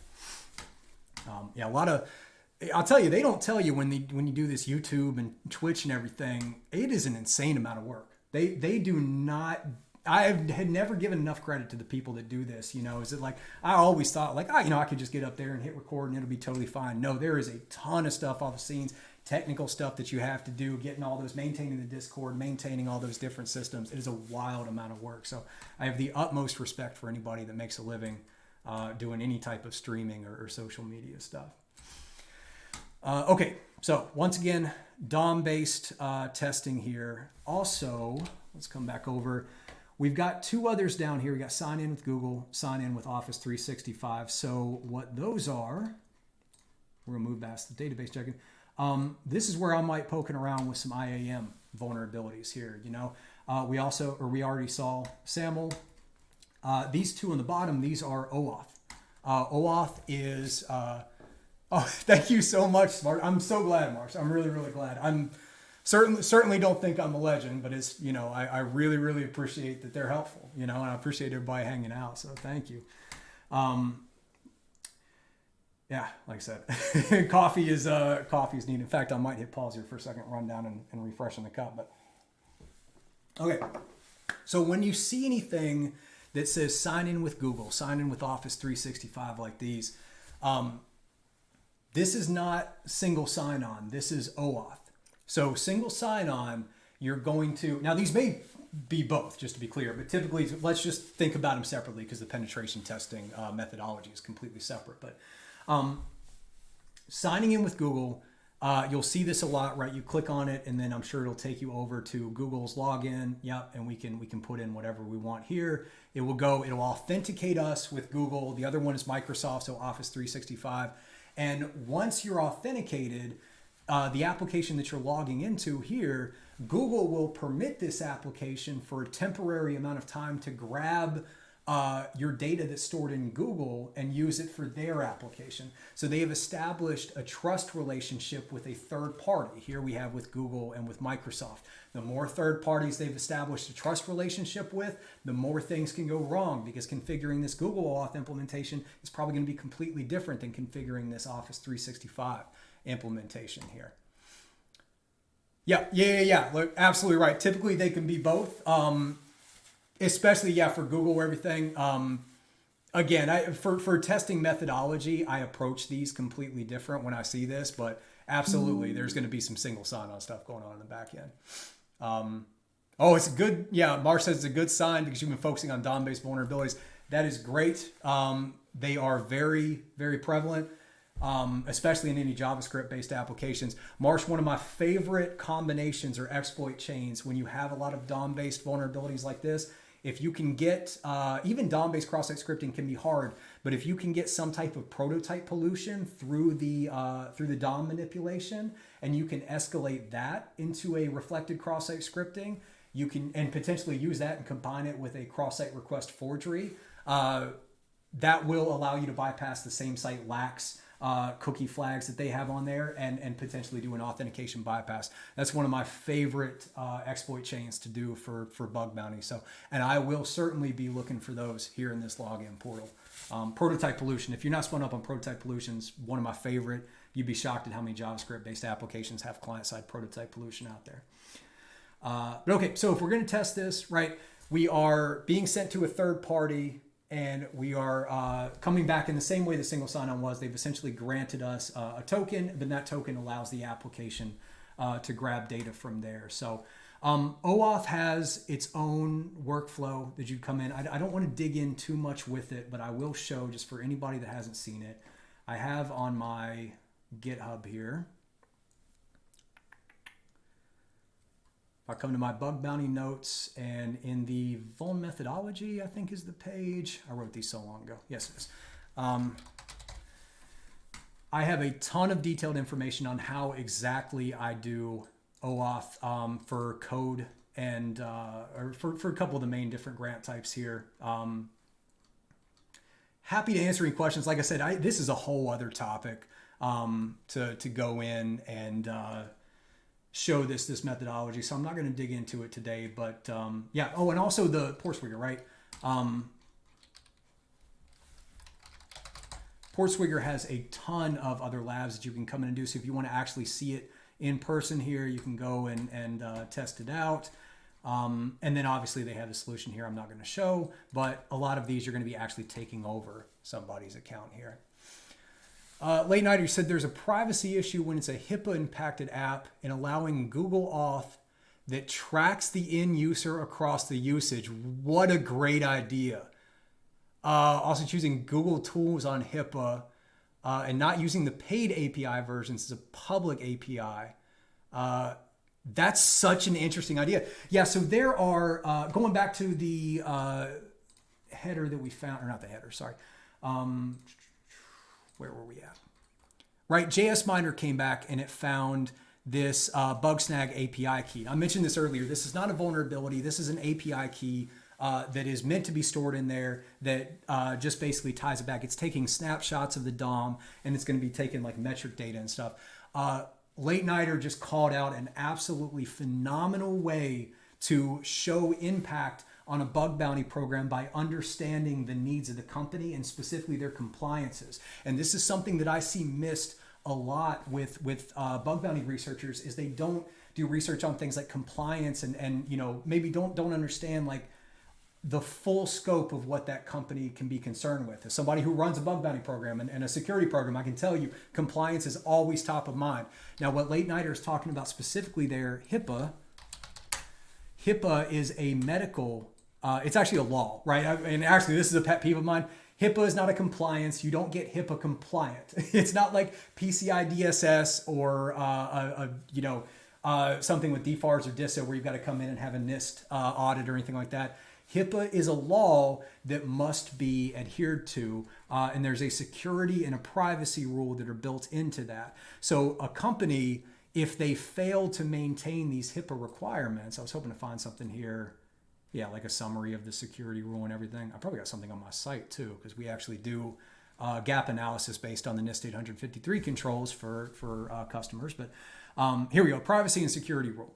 Security rule is going to be a little bit more applicable, and of course that link is broken because it's government. But anyway, HIPAA basically says that anyone that is using the web application, and if the web application stores personal health information, right? So you got to think anything that's dealing with medical, or if you're going in, MyChart is the one that always comes to mind. If anybody's ever used, like gone to the doctor, a lot of them share MyChart now. That is a web application that stores your personal health information, your PHI, as opposed to PII, personal identifiable information. PHI is highly regulated by the United States government. If you have any US-based company that is dealing with health information, it is incredibly, incredibly important that that personal health information is not shared to anybody. And actually, let me see if I can find real quick. Let me see. HIPAA violations. Let's just fines, right? Let's see if we can find out. There we go. So this will give you an idea. If that data is leaked in some way, so, and this can happen a bunch of different ways. Oh, actually, hold on. Late Night, you may have, yeah, there you go. Late Night looks like has a great example here. I got to do it. Gosh, I can't figure out how to do the scroll thing. You did a pen test of a top 5 medtech provider. You found Google Translate in the authenticated pages. Sure, yeah, it works by passing the page to Google, goes to Google's API and processes all that and returns it into another, in a different language. So basically, let's go back to that MyChart example. What Late Nighter is talking about, essentially you log into MyChart and let's say it has all your lab results and your, the medical problems that you're dealing with. And that has a built-in thing that sends all of that data that's in there to Google to translate all of your health information, to translate all of those lab results and everything into a different language for you. Sounds like a really great thing that this application was able to offer their customers. But what they did is they sent all that personal health information to Google, and not allowed to do that. You can't share that with somebody else. So yeah, PHI, yeah. Late Nighter. So that ended up being $10,000 per leaked user on that. So you can imagine if you submit a bug bounty and you tell them, hey, here's some data leaking, you go, you give me a reward, or on the other end, on their end, if they see that And they're measuring this out. Wow, for every time that happens, they would have had to pay $10,000, but you notified them. Most likely, that's a great way to show impact. You've saved them probably millions and millions of dollars. And going back to this range, right? Because this probably seems like a pretty wild range. It is all about due diligence and due care. Those are very, very important terms in the American legal system, and specifically when you're dealing with HIPAA. And what that really means is, how negligent was the company? Did they know that this was a problem and, just didn't do anything about it? Did they intentionally do this? Was it carelessness, or did they do everything that they possibly could do to protect that PHI, that customer health data, but it still got leaked in some way that is just unforeseeable, right? If they did everything they could, then you're going to get that probably closer to $100 per incident. But that's per incident, right? So going back to the example that Late Nighter said on there, right? So this is 10,000 per. Imagine they had that feature that Late Nighter was talking about with you just basically send it to Google Translate. Imagine if they had that in there for a year, and they have, let's say it's a larger thing. You said it was a top 5 that'll come in. So let's just say they have 10,000 users, right? It's not just those 10,000 users. It's every time those 10,000 users press that button. So, oh wow, Late Nighter says 280,000 patients. And did they do it? Were they fined $10K per incident or per patient? Do you know? Because I've seen them where they're per incident. In fact, because I know it'd take you a second to respond. My favorite story about this, my favorite case study that I did when I was getting my master's degree, there was a company that was trying to transfer physical documents. By the way, physical documents, paper documents, are also subject to HIPAA. They were trying to transfer physical documents on the back of a truck, a pickup truck, from one facility to another. And on that way they were driving, the boxes opened up and the paper flew out everywhere the entire drive. So they had to go back for every one of those pieces of paper that fell off the back of that truck in that drive. First of all, they were fined, and they were found to be incredibly negligent, because why in the world would you do that? But you can imagine they had to go back and do their best to find every single one of those papers along their drive that had been blown out all over the place. People were reporting HIPAA violations months afterwards because these pieces of paper were blowing into people's backyards and stuff. It is absolutely wild. Later, he said, no, it caught during the testing and QA process a week before it could have been pushed to prod. Oh, wow. Oh, was that you that found Late Nighter? Because if so, they need to give you some stock or something. You saved them. That is wild. So what Late Nighter is saying, wow, that was one that you found. Yeah, seriously. I hope you got some stock in that company, or a t-shirt or something, a Yeti tumbler maybe. That's wild. Yeah, so what Late Nighter is saying, doing a pen test, it was in, you said it was in the QA system, so that's essentially, they had already developed it. Think about how long that got through the CI/CD too. That was just about to go out into production, would have cost them millions and millions, but Late Nighter found it. Yeah, I said not a bug bounty, but a pen test. That's pretty common. If you're testing in the QE environments, you're most likely doing a pen test. But yeah, it's a great example too. If you have the ability to open up your QA to a bug bounty program, that's good. But yeah, I love that. Thank you so much for calling that out, Late Nighter. That's great. Compliances are something that a lot of people don't talk about in bug bounties, and they can be a phenomenal way to show impact. Another one, if they have PCI, DSS, so if they handle any payment card information, any vulnerabilities in that payment mechanism, or if you can exfiltrate any of those, the PCI data, what's called payment card information data, that's going to be a much higher impact too. So if you see any payment card checkout mechanisms that are not outsourced to a third party, a great place to start digging in there. All right, let's see where we're at now. That's so wild. Over here. Late Nighter said, proper best practice is for them to have you testing on dev and also a QA test before it ever gets to prod, so that for a you with hospital. Oh, I like that. I like how you're using. So yeah, a you as in the ethical pen tester, as opposed to you when you're not being so ethical. They can come in there and get that. I like the way you're putting that, man. But yeah, 100% right. You know, we obviously, my company, we have what's called a CI/CD pipeline, and we have an SSDLC, a secure software development lifecycle, where security is integrated into that all the time. And yeah, a person like me, hopefully I'm on the ethical side, but you know, the idea is to have integrated or security integrated throughout that pipeline. So what you're doing as a bug bounty researcher is you're the last line of defense, right? We that's one of the reasons that I'm so passionate about doing this as well. Is any information that I can do, anything that I can do to help bug bounty researchers improve their skills, it's all just going to come back to me because I'm handling a bug bounty program. So I'm certainly hoping that people will take these skills and come back and test on our program and find some stuff too, because it's just there. For anybody that has worked on the blue team side can tell you you can't catch everything. There's going to be too many things that are happening at the same time. So you really rely on all the controls throughout your SSDLC, throughout your CI/CD pipeline, just like Late Nighter is talking about, right? You have the developers that are hopefully you're catching those vulnerabilities in the design process.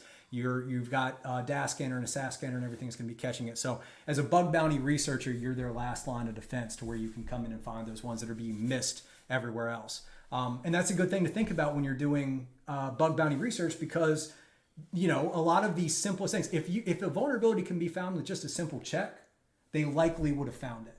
So that's where creativity becomes very important, doing things that are new techniques that people don't think of.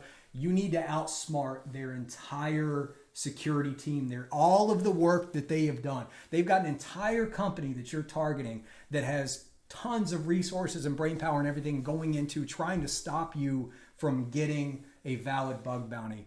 So you've got to work against that. You've got to find vulnerabilities they're not going to catch with their automated process.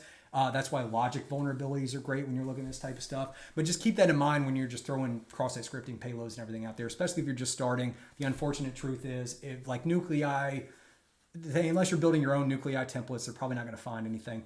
Burp Pro scanner, probably not going to actually find anything, right? You've got to dig in there. You've got to understand the application. You got to manipulate it, see where it bends, find a place where you can weaponize that bend or that break. Okay. I don't even remember where we were at before we started there, but that was fantastic. I know we were talking about SAML. OAuth. Oh, that's right. So OAuth, I've got my own methodology in here that I was showing. We'll do another stream later, but essentially, one of the main things that you're looking at, you're trying to steal the token in some way or find a way to redirect the token to you. You can see one of the main ways to do this if you had a code or a token there. So basically, if you can poison the redirect URI, if there's no state, things like that. Check out Portswigger, check out their OAuth things. That'll give you a ton of additional information there. All right, let's see. What have we not talked about? I've been going for over 2 hours. Not bad. Definitely feeling it, but I got a little more gas in the tank, so we can keep going.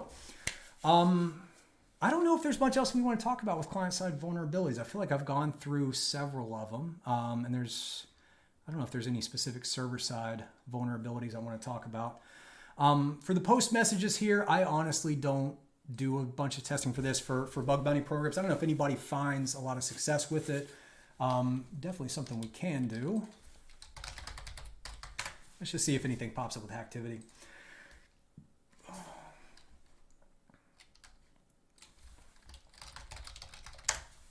This is something I always do when I'm trying to decide what types of vulnerabilities to be looking for as well, is I like to just see, okay, well, if I'm going to look for post-message vulnerabilities, what's actually being found here, This right here, read-write. Oh, so this is actually a read-write. Yeah, it's not terrible. This is something that we might dig into a little bit in the future. But a lot of times if you're doing a post message, see, you're looking to get a cross-site scripting. A lot of times they're not validating the origin. They're doing something to where you can go in and build your own malicious page and then get it to load data in from the post message. So it's a little bit more technical. I'm surprised to see so much stuff on the activity here. Oh, I guess not so much here. What do we have? Only about 30 something, but as opposed to, you know, if you just go XSS, you're going to find a whole ton of different stuff in here, you know. There you go, 2,456 activity. If anybody's looking to do bug bounty programs and you're not reading this activity every day, that is the, I strongly recommend, I think it's the one thing you can do to most improve your methodology. It's just understanding what other people are doing when they're doing bug bounty hunting. What are they looking for? Why are they actually testing specific parts?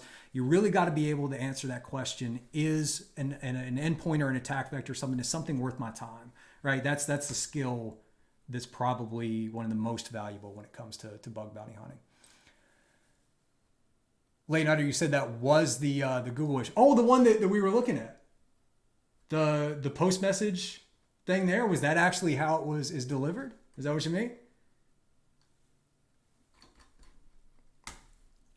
Wow, that's nice. Very, very nice. Well, there you go. Yep.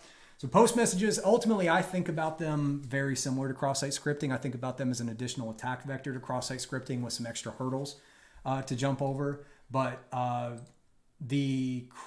is it? The browser here in Burp is phenomenal at doing that. It's got all the things built in to go in and find it, just like we were doing with the DOM clobber. I cannot say that word. DOM clobber earlier. All right, are there any other, why am I opening that?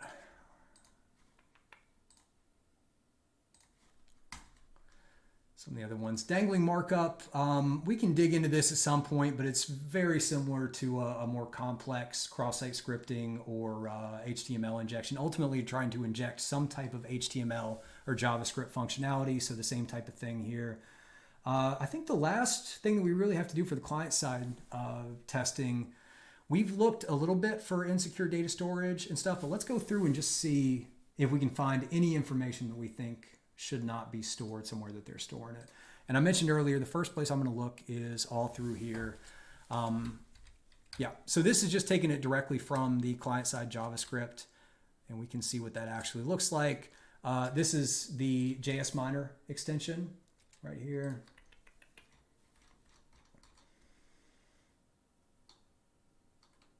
Where do we go?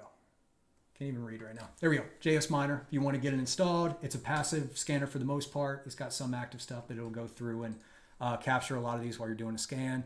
And it just tries to check for entropy or anything that looks like an API key, right? It's the same type of thing. Pretty quick and easy to tell whether or not it's a false positive. So we're not finding much there. Claims there's a session token in the URL. This is done by entropy as well. Now kind of, this seems a little bit more viable than anything else that I've ever seen. I don't entirely know why they have this craft token. I also don't know what the humans.txt file is. I know it's security.txt, robots.txt. Can somebody tell me if that's a new pattern? What are they doing in here? I don't know. I may take a look at that a little bit, but almost always if you see session token in URL, it's not going to be a true session token. Obviously, we're not even logged in, so we shouldn't even have a session token right now. Almost always those are going to be false positives.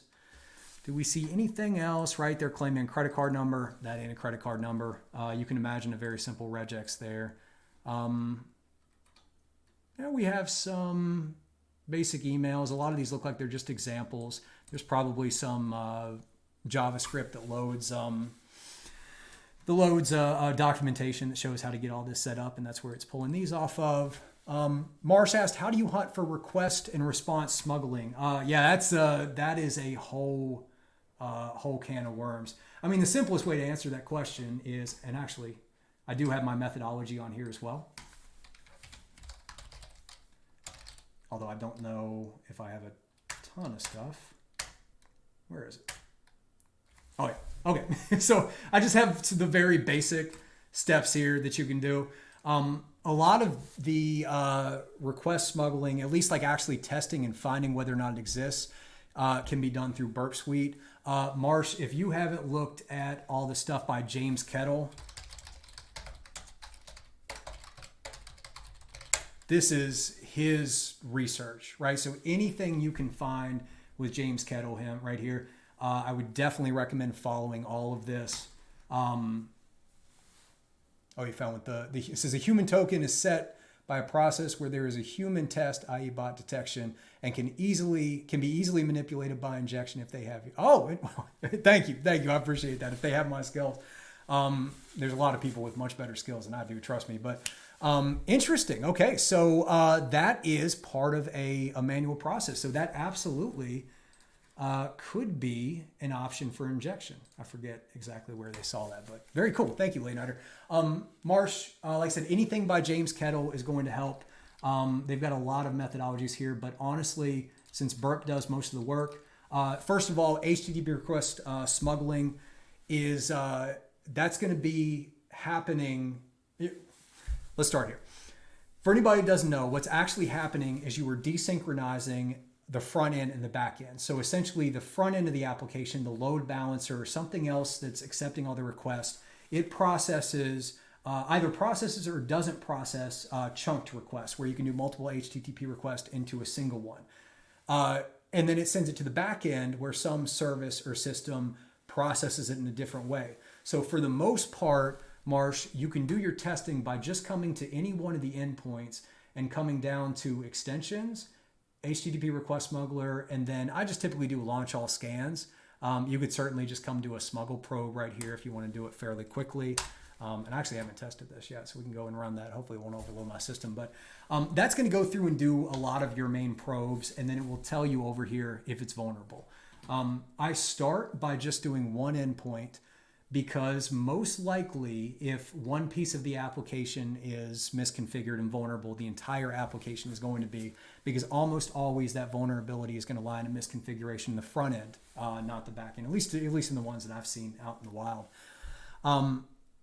But definitely a good idea to check multiple endpoints, especially if it seems like they're going to completely different services, right? If I came down in this classroom here and all these different individual endpoints, probably not going to test all of these ones individually because they're probably all going to the same endpoint that's rendering the data.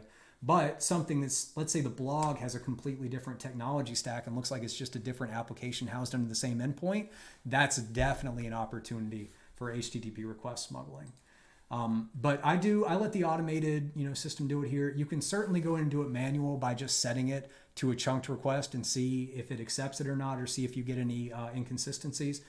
Ultimately, what you're looking for is you're looking to send a specially crafted request and then it doesn't give a response. That tells you that it's potentially waiting for a response from the back end that it's not getting. The other alternative, depending on how they're set, is you get a response that basically has a second response shoved onto the end of it. And that would just be the opposite way that it was configured.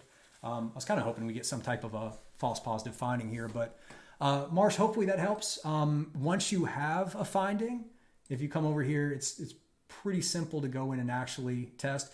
So once it does find, it'll pop up as an issue, and then you'll just come over here to the actual request that has the payload you want.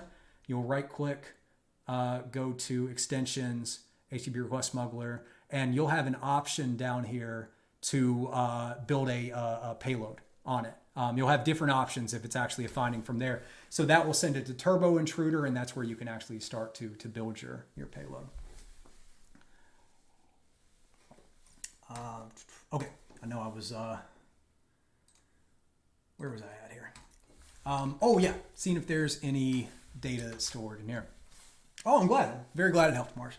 Yeah, if you have any other questions or specific things you want me to dig into, let me know, because I'm kind of trying to make sure I don't wander here, but 2 hours and 19 minutes later, it happens. So, okay, let's see. Going back into Burp. Let's open this back up. That's fine. Burp has a couple tools that can help you do this, right? So you can just do general search if you want to try and find that's settings. Burp search. If you want to just try and find some things, so you may do API key something to look if any data is leaked. You'll just come down here and click on it, right? So there you go. That's something that could potentially be there. In fact, I'm not even comfortable enough. Didn't expect anything to pop up there. I'm assuming it's nothing, but I would certainly go do that exact thing. If you're looking on this, go and check and see if they have any API keys that are potentially not supposed to be leaked. But that shows how I would use search for that. You also have the tools in here, so engagement tools, where you can do things like find comments. And it'll go through, it's just doing on the one endpoint. So if you start up here, I think it does all of them. There we go. And now we've got several different comments. You can start to cycle through these. The JavaScript will make it harder. There you can see. So I'll certainly look through these and all the client-side code, and let's see, did somebody throw something? Their comments are not too common anymore.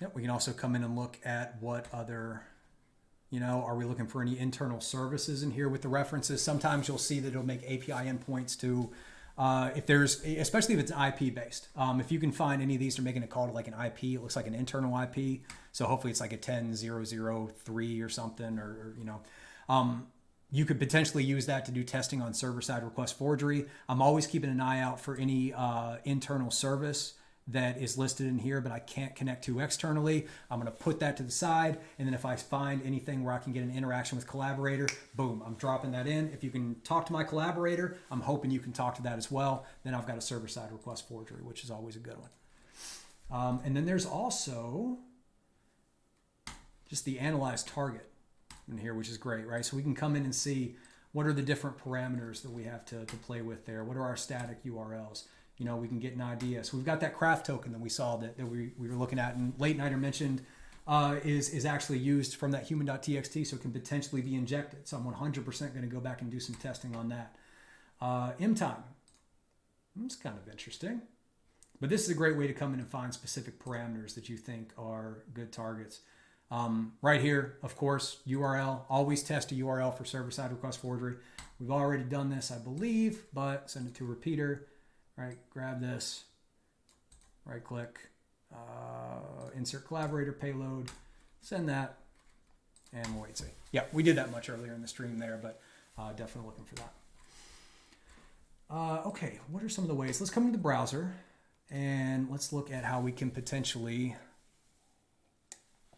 sorry, need coffee. Let's look at how we can potentially exfiltrate data in other ways. So in the browser itself, hopefully I can find that. I haven't been able to find an application live that does this, but you'd be surprised how often it happens, especially to newer bug bounty programs. Open up the inspector here and come and take a look. When a JavaScript-based application with like typically Node or anything that's using frameworks, the way that works on the development side is they're going to put all the code in there together. So let's take React, for example, React front end, which we did see that this is using React here,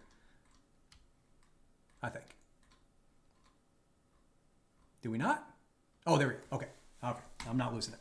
So yeah, so we see this using React. So the React components, and actually we can take a look at what ours look like here in my framework, because the front end of my framework is React. These are all written in a very specific type of JavaScript, right? So you're going to have these individual components, and let's just take the dashboard itself. The dashboard, right? We've got these React components. It's got these different things like use state, use effect that allow me to get all these functions in the back end. These are memory stores that are not accessible to me as an attacker through the typical client-side JavaScript. So this is all written very readable to me. What's going to happen when this is compiled, most likely using something like Webpack as part of the deployment process, is this going to be put together, it's going to be minified and turned into a client-side JavaScript file that's typically called something like a chunk file. So if we come back here and we look, now these are a little bit different because it's using Next. I'd like to see, let's just see if we can just search for chunk. I would expect to see some here. Here we go. So here's some chunk files, right? So these, and there's Webpack specifically, talking about Webpack. So this client-side JavaScript that we are getting, we cached it as well. Very nice. This client-side JavaScript that we are pulling right now that's been minified and is very, very hard to read and figure out what's going on for an attacker, this all translates to code that looks like this, to React code that's very easy to read and very easy to figure out what's going on here in the front end, and very easy to figure out how you can possibly inject things into it. when this gets deployed using Webpack or whatever they're using, there is a setting in that determines whether or not this Webpack is going to be properly serialized. You can think about it like a debug setting for things like Laravel or Django, where you can do debug equals true, and now you get a lot of stack trace and a lot of other information. You're not going to get those stack trace and stuff, but what you will see is that when you go in and look at the application here, you will be able to read all of these React files in the code, just like you're looking at the files like we were. You'll be able to read it like this. So you can actually go into this sources section and you can pull out and see that React code, and it gives you a huge advantage to try and attack that. Now, that's not typically a vulnerability. Even if that was found on my program, that would be an informational, but I can't imagine it would warrant a bounty. But it can give you a lot of insight into specifically API calls and different endpoints that you can do additional fuzzing on, try to bypass access controls, etc. So I always want to check in here. Now, if we were going to see it, we would see it under here under the front.com. And here you can see this is loading in a ton of other stuff. So late nighter, like you said, if we were to find that this had any type of HIPAA information or sensitive information, then we definitely want to look at how these different marketing things are being used. But we don't see the React files, right? We're still seeing the same thing. We're seeing webpack.chunk, all these different ones here. So this is properly serialized. So this is what the developers want. We're not seeing any information that's being leaked here, but this is definitely something I would check to see if there was any information disclosure. Let's see. I talked about in storage a little bit. You're always going to check those different ones, cache storage, local storage, especially local storage. Let's just see what's stored in here. Keep in mind that this is all going to be stored in an actual file on the machine, which means if that machine has malware, these are gone. These are gone. So I always tell our developers, if anything is in local storage, just assume that everybody on the planet has seen it. And if you don't like that, then it probably shouldn't be in local storage. Don't see that in here, but I do see what looked like some strings that were being put in there. So potentially you could use this as an injection point. It's always something I'm looking at. Oh, we've also got the proto over here, so we can potentially try to get a prototype pollution there. Like this bucket ID, these different values here, or any of these values. Like these are just IDs. Does it look like this is any red data to the company? Again, find out what compliances they have. Find out, figure out what information is important to them. If we come back to front.com, it's really important to understand what they are and what they do. So Front is a customer operations platform used by over 8,000 teams. Customer operations. So this means that this is allowing companies to use this tool to connect to their customers. We got a lot of customer information. Potentially we could have some PHI if we're storing any credit card numbers. Not likely, but potentially we would have there. Most likely what we would find in an application like this would be generic, user information. This is also where cache poisoning could come into play. But yeah, I'm not seeing too much in here. What I really like to do is for authenticated testing, log in, see if you can, I've seen applications where they actually store the plain text username and password in here. That's obviously the definition in my mind of insecure data storage. So hopefully that kind of gives you the goalpost to look at there. All right, I think that goes through all of these. Again, privileged credentials. Are they just leaking those in any way that we talked about? Information disclosure is the same type of thing, but it's not credentials. This is where we were talking about that. Potentially the internal routes, or let's say they have an admin, an internal admin portal that's it's only accessible through some type of, got to be on the VPN or something like that. But for whatever reason, their core application has to interact with that admin, and so they actually leak what's supposed to be a hidden domain for that admin panel in their client-side JavaScript or something. You can possibly bypass access controls on that. Yeah, I think that hits most of these here. Client-side prototype pollution. If you want to learn more about this is actually the first video that I ever did. Don't start playing. But you can click on this here. Eventually, I want to have a video on each one of these where you go to my YouTube and you can see where I'm talking about it. Probably going to be a little while before we can get there, but I'm chopping down a redwood tree with a pocket knife, right? It's going to be, persistence, small wins over a long period of time.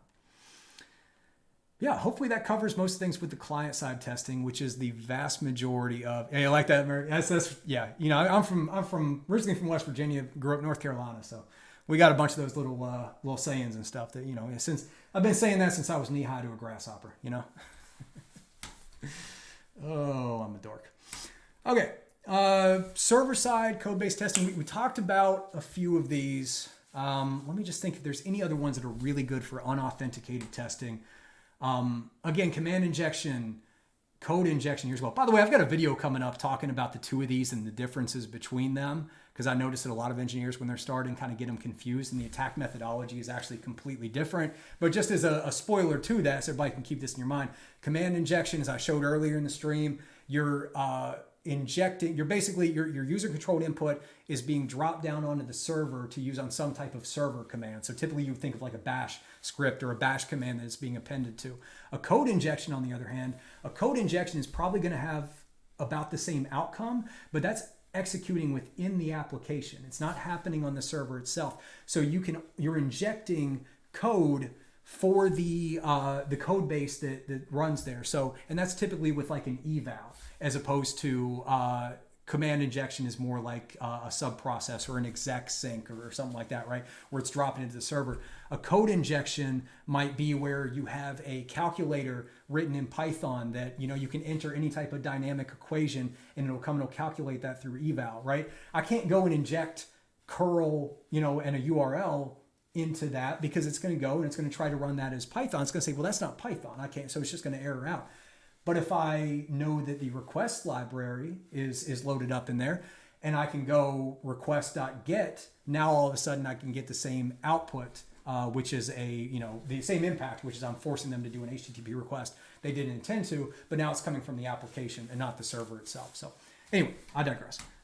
Full video, very, very, probably like an hour and a half long pre-recorded video walking through all that and how to do bug bounty hunting on both of them will be coming out hopefully shortly in the next couple of weeks. Mentioned server-side prototype pollution. Definitely good to look at unauthenticated. We showed a few ways to do that. Insecure deserialization is also a good one for unauthenticated. Maybe look in the session cookies if you see any data serialized. Typically, right, Java and PHP or .NET are the three that you're going to look at. Python very rarely. You can see that's the Python pickling, if anybody's familiar with the pickle library. That would be what I would look for unauthenticated testing. Just see if there's anything standing out as serialized data. A lot of times you can see just in the strings on the client side. So not a major one I'll look for unauthenticated testing. LDAP injection just is what it is. Typically, if it's not a .NET app, I don't even think about LDAP injection.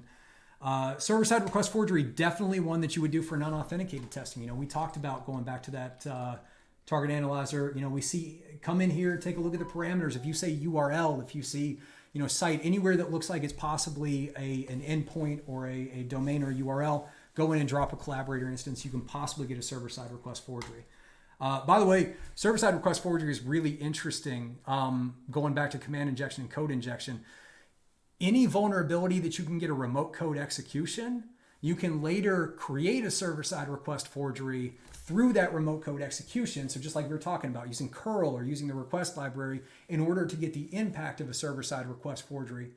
But it's entirely possible you can get a server-side request forgery without getting a command injection or a code injection if the user-controlled input, the URL here, is just sent directly to that requests.get endpoint and it's not sanitized, or that method and it's not sanitized.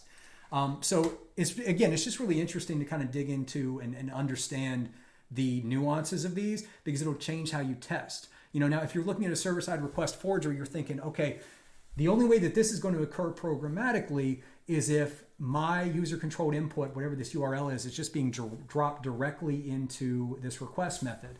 Whereas up here in the code injection, it's being dropped to an eval method, which means you have a completely different payload. Up here, it's being dropped into a sub-process method. So you've got a completely different payload there. So you can have a server-side request forgery vulnerability that does all of those, even though they're completely different vulnerabilities, completely different methodology to go and actually test for them and execute the attacks. What I'd usually do if I find a blind server-side request forgery, Marsh, you need to find some way to show that you're interacting with a service or endpoint or application that you would not otherwise have access to. So there's a lot of different ways that you can do that. So let's walk through that here. Let me send this to the repeater again, just so that we have it for the sake of conversation. So let's say this is vulnerable. Let's say we come in and we right click and we do insert a collaborator payload, and that works. And now we have a, we responds back to the collaborator. We can get an external service interaction. At that point, we have a server-side request forgery without any impact. So this would be like, right, like the blind server-side request forgery. So once we get this, we need to send it to intruder, and we need to start fuzzing for what can we actually test or what can we actually access. And there's a lot of different levels to that. So let's start with the narrowest scope, and we'll try to access an endpoint. And the best thing that you can do is try to find an endpoint that you're not allowed to access. So let's come in here and drop all these off, and let's see if just any 400s pop up, specifically looking for like a 403, anything that I'm not allowed to access. Ideally, these are 400s. I don't know. I don't think we're going to have any 403s because we really weren't touching anything. But let's just say for the sake of argument that, front.com, there's an admin right here. And if we request this endpoint, it does a 403. The first thing that I'm going to try to do with a server-side request forgery is I'm going to try to find or try to access, using the domain here, endpoints that I can't access otherwise. And the reason for that is there may be some checks in the load balancer, or actually programmatically in the application, to find out where this request is coming from. And if it originated on the internal server, it may have different functionality or allow me to bypass it. So test within the scope of the application itself to see if you can do anything within that application. If you're able to do that, or maybe there's just no impact there, but you can do it, start looking for subdomains. Next, what are the additional things out here? Still hoping to find a 403, and I don't. But again, if one of these was giving us a 403, we might come and do admin.front.com. And now we're going to try a different subdomain. So we're going to continue to walk this out further and further to try to build the impact. So going on from the subdomain, eventually we want to get to the point where we are targeting internal services. So if we did find front.com/admin, this existed, but we're using front.com, what's actually happening on the back end there in the server, it's using some type of DNS to resolve this. And there's three different options. Domain name server, by the way, so just converts these domain names to IPs for anybody that's not familiar. It could be using a host-based DNS, so that would be something just like this, where they may have, right here, 127 to localhost. It may be coming from, where do we go? It may be using an internal DNS server. So that's something that's not on the machine itself, but it's in their internal network, which means they have control over it, and it may have additional domains. So that's where I could do, maybe internal.front.com or something like that. We might see if it's going to resolve those. The third option is it's just using an external DNS server, which means it's going to have access to all the same domains that you have. So you probably won't find a new service or endpoint or application with the domain itself. If that's the case, you want to switch over to IP. And the first thing you're hoping for is that it's leveraging its local, so the etc host, what we just saw, at which point you can potentially do 127.0.1, which is converts to localhost, right? So that's the server. And you're hoping that that application is not only running on the web server's external IP address, it's also hosted on this local IP address and potentially doesn't have the same security controls if you're accessing it through here, through 127.0.0.1. Tons of different ways that we can bypass this as well. So if this is getting blocked for whatever reason, but we want to keep trying before we start doing some fuzzing, right? There's a lot of things we can do. For anybody who doesn't know, this translates to localhost as well. You can do it in decimal. We were just looking at that. Let me see if I can find. I don't remember what the lab. I was just looking at a lab. I'll see if I can find it. I'm not going to spend some time, but you can convert this to a decimal. There's all different ways that you can convert this to try and bypass this and see if you can access that local host. If you can't do that, the next thing I'm going to do is I'm going to be fuzzing. So let's go something like that. So I'm going to be fuzzing for internal IP addresses. At that point, I'm going to send it to intruder. I'm going to make this right here a payload point, and I'll come over here to payloads, and we'll do numbers. We'll go sequential from 0 to 255, right? Because it's an IP address. And at this point, it's going to go through and it'll test each one of these. And ideally, I'm going to get some type of a response from the server once it hits an IP address that's valid. That's another thing to mention for, let's come to the main page. Another thing to mention for server-side request forgery, there's 2 different levels to it in general. And do I have this? Here we go, issue definitions. Burp actually does a great job of showing this with their issue definitions. If you see this right here, an out-of-band resource load, that means that not only do you have, let me sort this by name. Where's the other one? Here we go. Not only do you have an external service interaction, right? And that can be DNS, HTTP, SMTP. All this means is you have forced the server to send a request that it didn't intend to send, but this isn't telling you you're getting any information.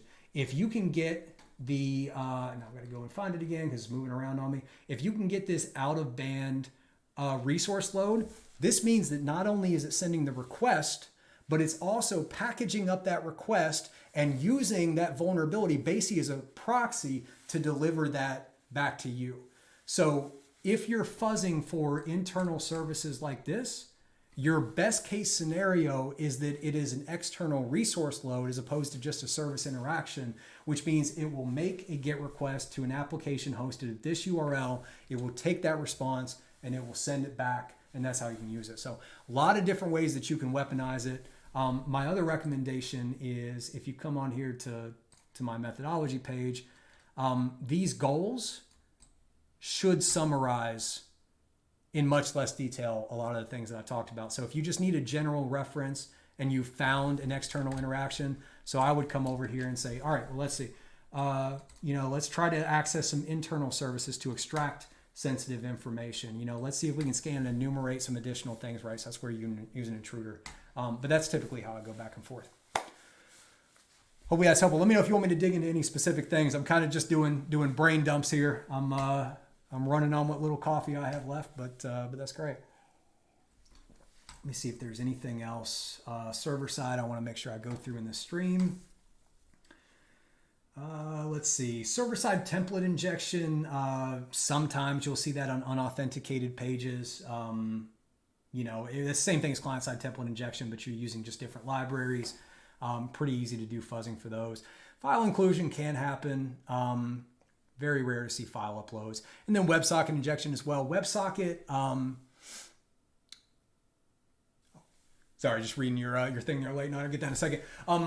WebSockets is basically just an additional, just think of it like another protocol, another way to interact with it. So if you do see an application with a WebSocket, come into here to the proxy and you can click on the WebSocket history. We're not going to have anything here, but it'll show you what requests are being made, and you can try any injection technique in there. Typically, database injections are the first thing that I try.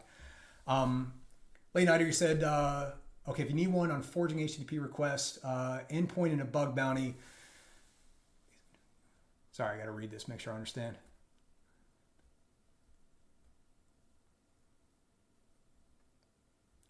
Oh, yeah.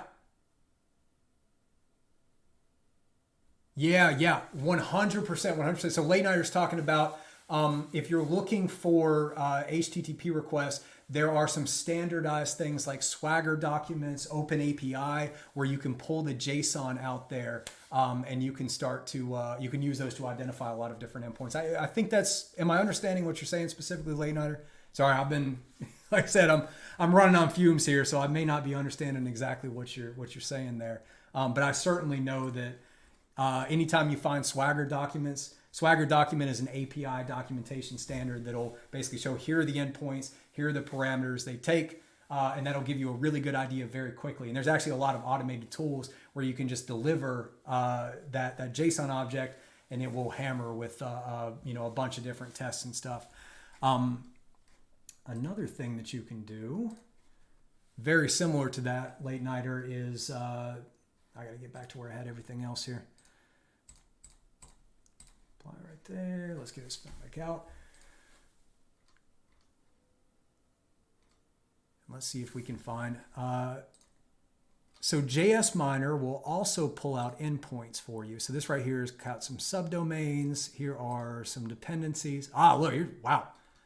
We got the whole package JSON there. So not to digress, but just real quick, you ever see this? You can see the version numbers and everything. Open this up, go to Snake, you know, package health is probably a good one to do. And then you can search each one of these and find out if they have any known vulnerabilities there. But I digress. There is some that are in here. I know we can find some somewhere where it will actually pull out those post requests, get requests, put requests. It'll pull that out from the client-side JavaScript and package it up real nice for you so you can do some testing on that. I know I saw some of those earlier, and I'm trying to figure out where they were. Love to be able to show an example of that. I swear I thought they were in there. Apparently they're not. Somebody tell me if they're sitting in here and I'm just... Oh, we do have, so this actually identified that there are a couple cacheable responses too. So like we were talking about with the cross-site scripting. Come on, give me one example of this. Maybe I'm not going to be able to find one here. But yeah, they will, in addition, so if those Swagger documentation exists as you're crawling, or if Burp picks up on that, it will also automatically populate that. But yeah, Swagger documents, anywhere where you can find endpoints that, especially if they didn't want you to find parameters they didn't want you to find, is a phenomenal resource there. Okay, let me see if there's anything else I really want to get in this stream. Otherwise, I'm gonna get close to calling it a night here. And we talked about WebSocket injection, database testing. Yeah, just the injections for the most part. Information disclosure, you may be able to find things. If you are, one thing I'll call out here, MongoDB, try to figure out if it allows you to execute functions or not. Completely different attack methodology if it allows to execute functions within the database. Pretty rare, but you know, if you can, then it's very good. I think that's really about it. You know, looking through here for unauthenticated testing, indirect object reference, you can maybe access some objects you're not supposed to. Rate limiting and brute force. This is definitely a good one that you can do for authentication or unauthenticated testing. CAPTCHA bypass as well. These are two good ones. For rate limiting and brute force protection bypass, remember, you're not just finding an endpoint or a mechanism that does not have any rate limit or doesn't have any rate limiting applied or brute force protection applied. You're looking for somewhere, preferably across the entire application, where a brute force or rate limiting protection has been applied, and then you want to circumvent that. The most common ways that you're going to find that, especially from an unauthenticated perspective, is, let's say, where's the login thing here? Here's our sign-in page. We'll go back to the initial one so it looks right. This is the right one. This was the single sign-on. Where was the other one that had it? Here we go. This is our actual sign-in thing right there. So if I wanted to go and, you know, send this to Intruder, and I'm going to test different emails, and this will be my payload, and I'll go to all these different usernames, all these different emails, and I want to fuzz to try and see if I can get logged in. And all of a sudden I get a 429 back. So I'm sending this and it says status code 429 or, you know, 400 blocked. For whatever reason, it's become blocked. Then what I'm going to do is I'm going to try to figure out how it's blocking me, and I can bypass that from an unauthenticated perspective. If they're using AWS or cloud services, AWS specifically, which, right, if you look at these naming conventions, we got a lot of different X headers there. One of the most common ways to do this is like something like this. And there's a bunch of different headers that will do it. But what you're hoping is happening here is essentially when you send this request, the load balancer, we really probably going to be the web application firewall, but something on the front end of the application there is taking that off, and it's checking for the remote socket IP address value. This is a value that is inherent. It's part of the express request object. It's part of a lot of frameworks request object that can be pulled out that really can't be manipulated by an attacker because it's stored on the network layer as opposed to the application layer here. if you see that this allows you to bypass it, what a lot of load balancers will do as a way to kind of, so they have some type of a solution where they need to overwrite that remote socket value. They'll use these headers to essentially create an array. So instead of the remote socket value being a string, we will actually turn into. So if my remote socket value is 123.456.789. Whatever it is, that's my IP address, and I send the X forwarded for. What I'm hoping is that on the back end, the load balancer actually turns this from a single string or even an array with a single item into it into two different strings, two different items in here. And then I'm hoping the application is going to default in certain places to the first index in the array, which is just a typical error handling thing that they would do. So sending a payload with this may actually cause that string or that array to append another one. And now when it's checking to see, especially if it's checking programmatically, if it's checking, that just means in the application, not in the infrastructure. If it's checking in the application, then it's probably going to have that as an array. It's probably going to have some kind of error handling to grab just that first array in there. Augie9 Jack, hey, what's up? Oh, thank you for joining here. I think we haven't talked yet. Just wondering if Burp Professional is worth it for a beginner hunter. What's the difference between pro and community? It's not required it's not required in any way, shape, or form. You do not need to spend a single dime to get started in bug bounties. I usually recommend that a great way to start is to go in and earn that first $500 and use that to buy a Burp Pro. Burp Pro is great. It's a phenomenal tool. If you want to, it's certainly worth the money, I would say. But I want to be very clear, very, very clear, Augie Jack. You are not going to purchase Burp Pro for $500, go on to public bug bounty programs, run a scan, and find a valid vulnerability. It's just not going to happen. Burp Pro is a great tool for helping you point towards applications that you can later find a vulnerability. It's a great tool for automating a lot of the things that are difficult to automate otherwise. It will absolutely get you going quicker. It'll also give you experience in using the tool, which if you ever want to leverage this in an actual job in cybersecurity, is a phenomenal talent or a phenomenal skill to have, something that you really have to have. So yeah, I guess that's my answer. The difference between pro and community, you can't scan with community, but that really shouldn't be a requirement at all. The main difference that you're going to run into is that the intruder right here. So this is the tool that allows you to send a bunch of different payloads, sequentially to try to essentially fuzz it. It's basically your fuzzer. This is going to be significantly throttled in the community version, so it can only send requests very slowly. But what you can do is you can come down here and get the turbo intruder. I think I'm going to eat crow if I find out that it is a pro extension, but I'm 99% sure it's not. It's not perfect. Okay, so the turbo intruder here is a different version of intruder that allows you to actually use Python to script it out. Turbo intruder is much more difficult to use. You have to have some scripting knowledge, but it is better in the long run than intruder. So, it just depends on what you want. It just depends on what you want. Just getting the community version, going down, getting Turbo Intruder running, using this to, using Burp to get your sitemap, using Repeater. I mean, most of what I do is in Repeater here. And this is just a very simple tool that lets you send requests over and over again.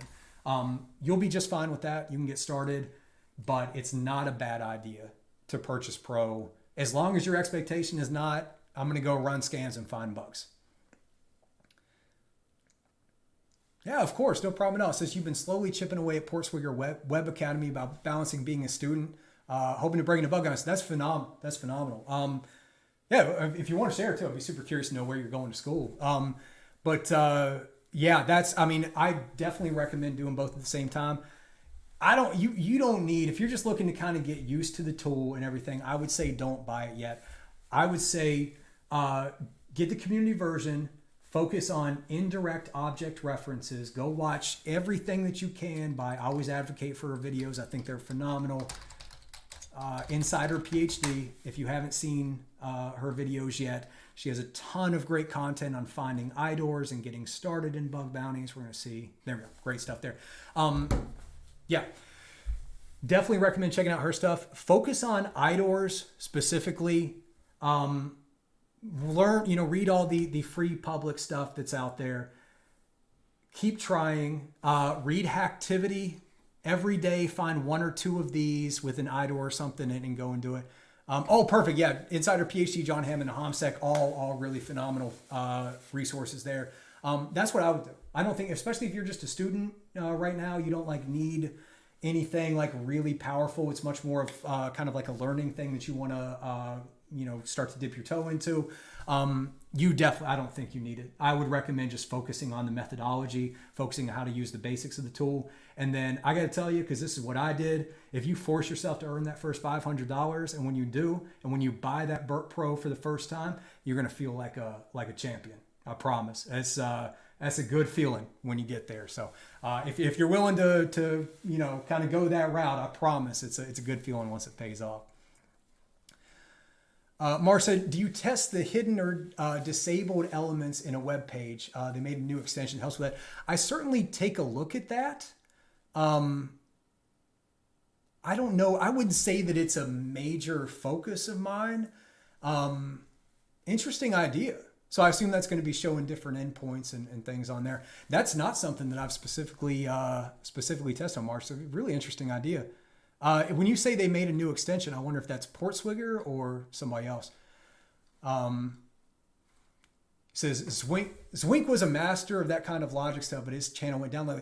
Is that? Hold on, I gotta see real quick. I think somebody asked me, put a comment. There was a comment that I got on one of my videos that I did not understand at all, and I almost want to say that they said, "Are you Zwink?" So I wonder if maybe they were asking if I was that person. I've actually never heard of that person before. It's a shame their video is gone. I want to find that, but yeah, I remember somebody asked a comment like that or asked a question like that. Oh, no problem, Augie Jack. I'm glad that was helpful. Somebody asked a question like that, and I remember I went on Urban Dictionary. I was like asking ChatGPT. I was Googling it. I was asking the engineers on my team that are all in their 20s, like, is this something that I don't understand? But now you may have helped me solve that mystery too. Oh man. Okay. It's officially 2 hours and 57 minutes into the stream. Oh, that's the extension too. Perfect. Yeah, let me grab that real quick. Very cool. I'm going to check this out. Are you getting a lot of value from it? Have you tried it yet, or did you just hear about it? Pretty clever idea. Yeah. Thank you so much for sharing. Yeah, that's, bug bounties, you got to be creative. Public bug bounty programs, especially, you got to be creative. So yeah, things like that, anything that you can think of doing that nobody else is doing, that is how you're going to make money. Easy way to do that is just learn how to make nuclei templates and watch new CVEs that are coming out for web technology and create those up. It's another great way to get in and to learn. Late Nighter, yeah, thank you so much. I appreciate all y'all hanging out. Appreciate all the insight and everything that you had. Absolutely phenomenal. I love it. I love the community we're starting to build here. Yeah, I know it's a long one. I know it's a Wednesday evening. Let me go ahead and drop this off here. But yeah, I know it's a long one. I know it's Wednesday evening. Really appreciate everybody coming and hanging out and talking and everything. Yeah. Are there any like last minute questions or anything anybody wants to go through before I call it? I mean, I'm happy to send anybody else in the right direction if there's something specific. I'll wait until I've noticed my coffee as it gets lower and lower, it starts to look like whiskey, which I may, now that it's 9 o'clock in the evening, I may make that transition. But, okay. I'll assume that's a no on the questions. If you do have any additional questions, this is going to be on YouTube tomorrow. Drop the question in the comments. You can also reach out to me on LinkedIn. I'm going to work on getting a Discord set up. I'm going to work on getting a Twitter set up, along with a lot of the things. Let's see. Anything else I want to mention? I'm going to try and do one more recorded video before I go. Like I mentioned earlier, I am flying out to a trip to Asia later in the month. I'm going to be gone for a month. Once I come back, December, going to be a lot of content creation, especially on the YouTube. Got a lot of different streams and stuff I want to do. So yeah, really excited. Once I get back from the trip, should be hitting the ground running, and especially moving into next year. Thank you so much. Thank you. Oh, Late Nighter, LinkedIn handle. It'll be on all the videos. That's probably the easier, or it is on all the videos. That's probably the easier way to do it. So let me just show real quick.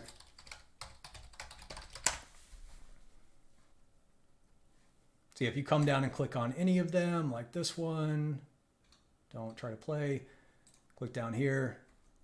You've got my LinkedIn handle that's going to be right there. I don't know if it's going to let me load it up, but I can still get some basic stuff here. So yeah, you can come in and you can submit your request there. Want to see something unbelievable? Oh. The OnePlus Open. Look how I thought that was something coming from Twitch. I was like, what in the world is that new sound? I've never heard that. Oh, I just realized I'm not even showing my thing. What am I doing? I'm not even showing my screen while I'm sitting there saying, oh yeah, do you see this?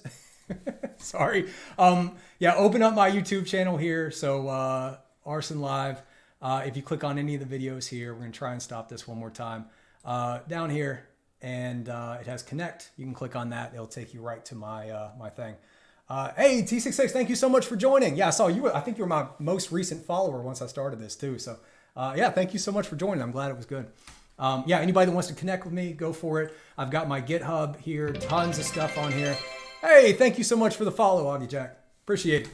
Got tons of bug bounty stuff on here, bug bounty notes, different tools, scan templates, etc. If you need any additional information on my methodology, it is stored on my page, arsonsecurity.com. You can also hire me and my friends to come and do your annual pen test or a bunch of other services and stuff. So if there's anything that we can do, let me know. But I think that's it. Yeah. Thank you so much again, everybody that came, everybody's watching this later on YouTube and stuck to the end of the 3 hours here. Hopefully it was valuable. Yeah, I know Twitch. I'm still learning Twitch a little bit, but all right. Again, thank you so much. Everybody have a great night. I will hopefully announce a new stream sometime soon. Cheers.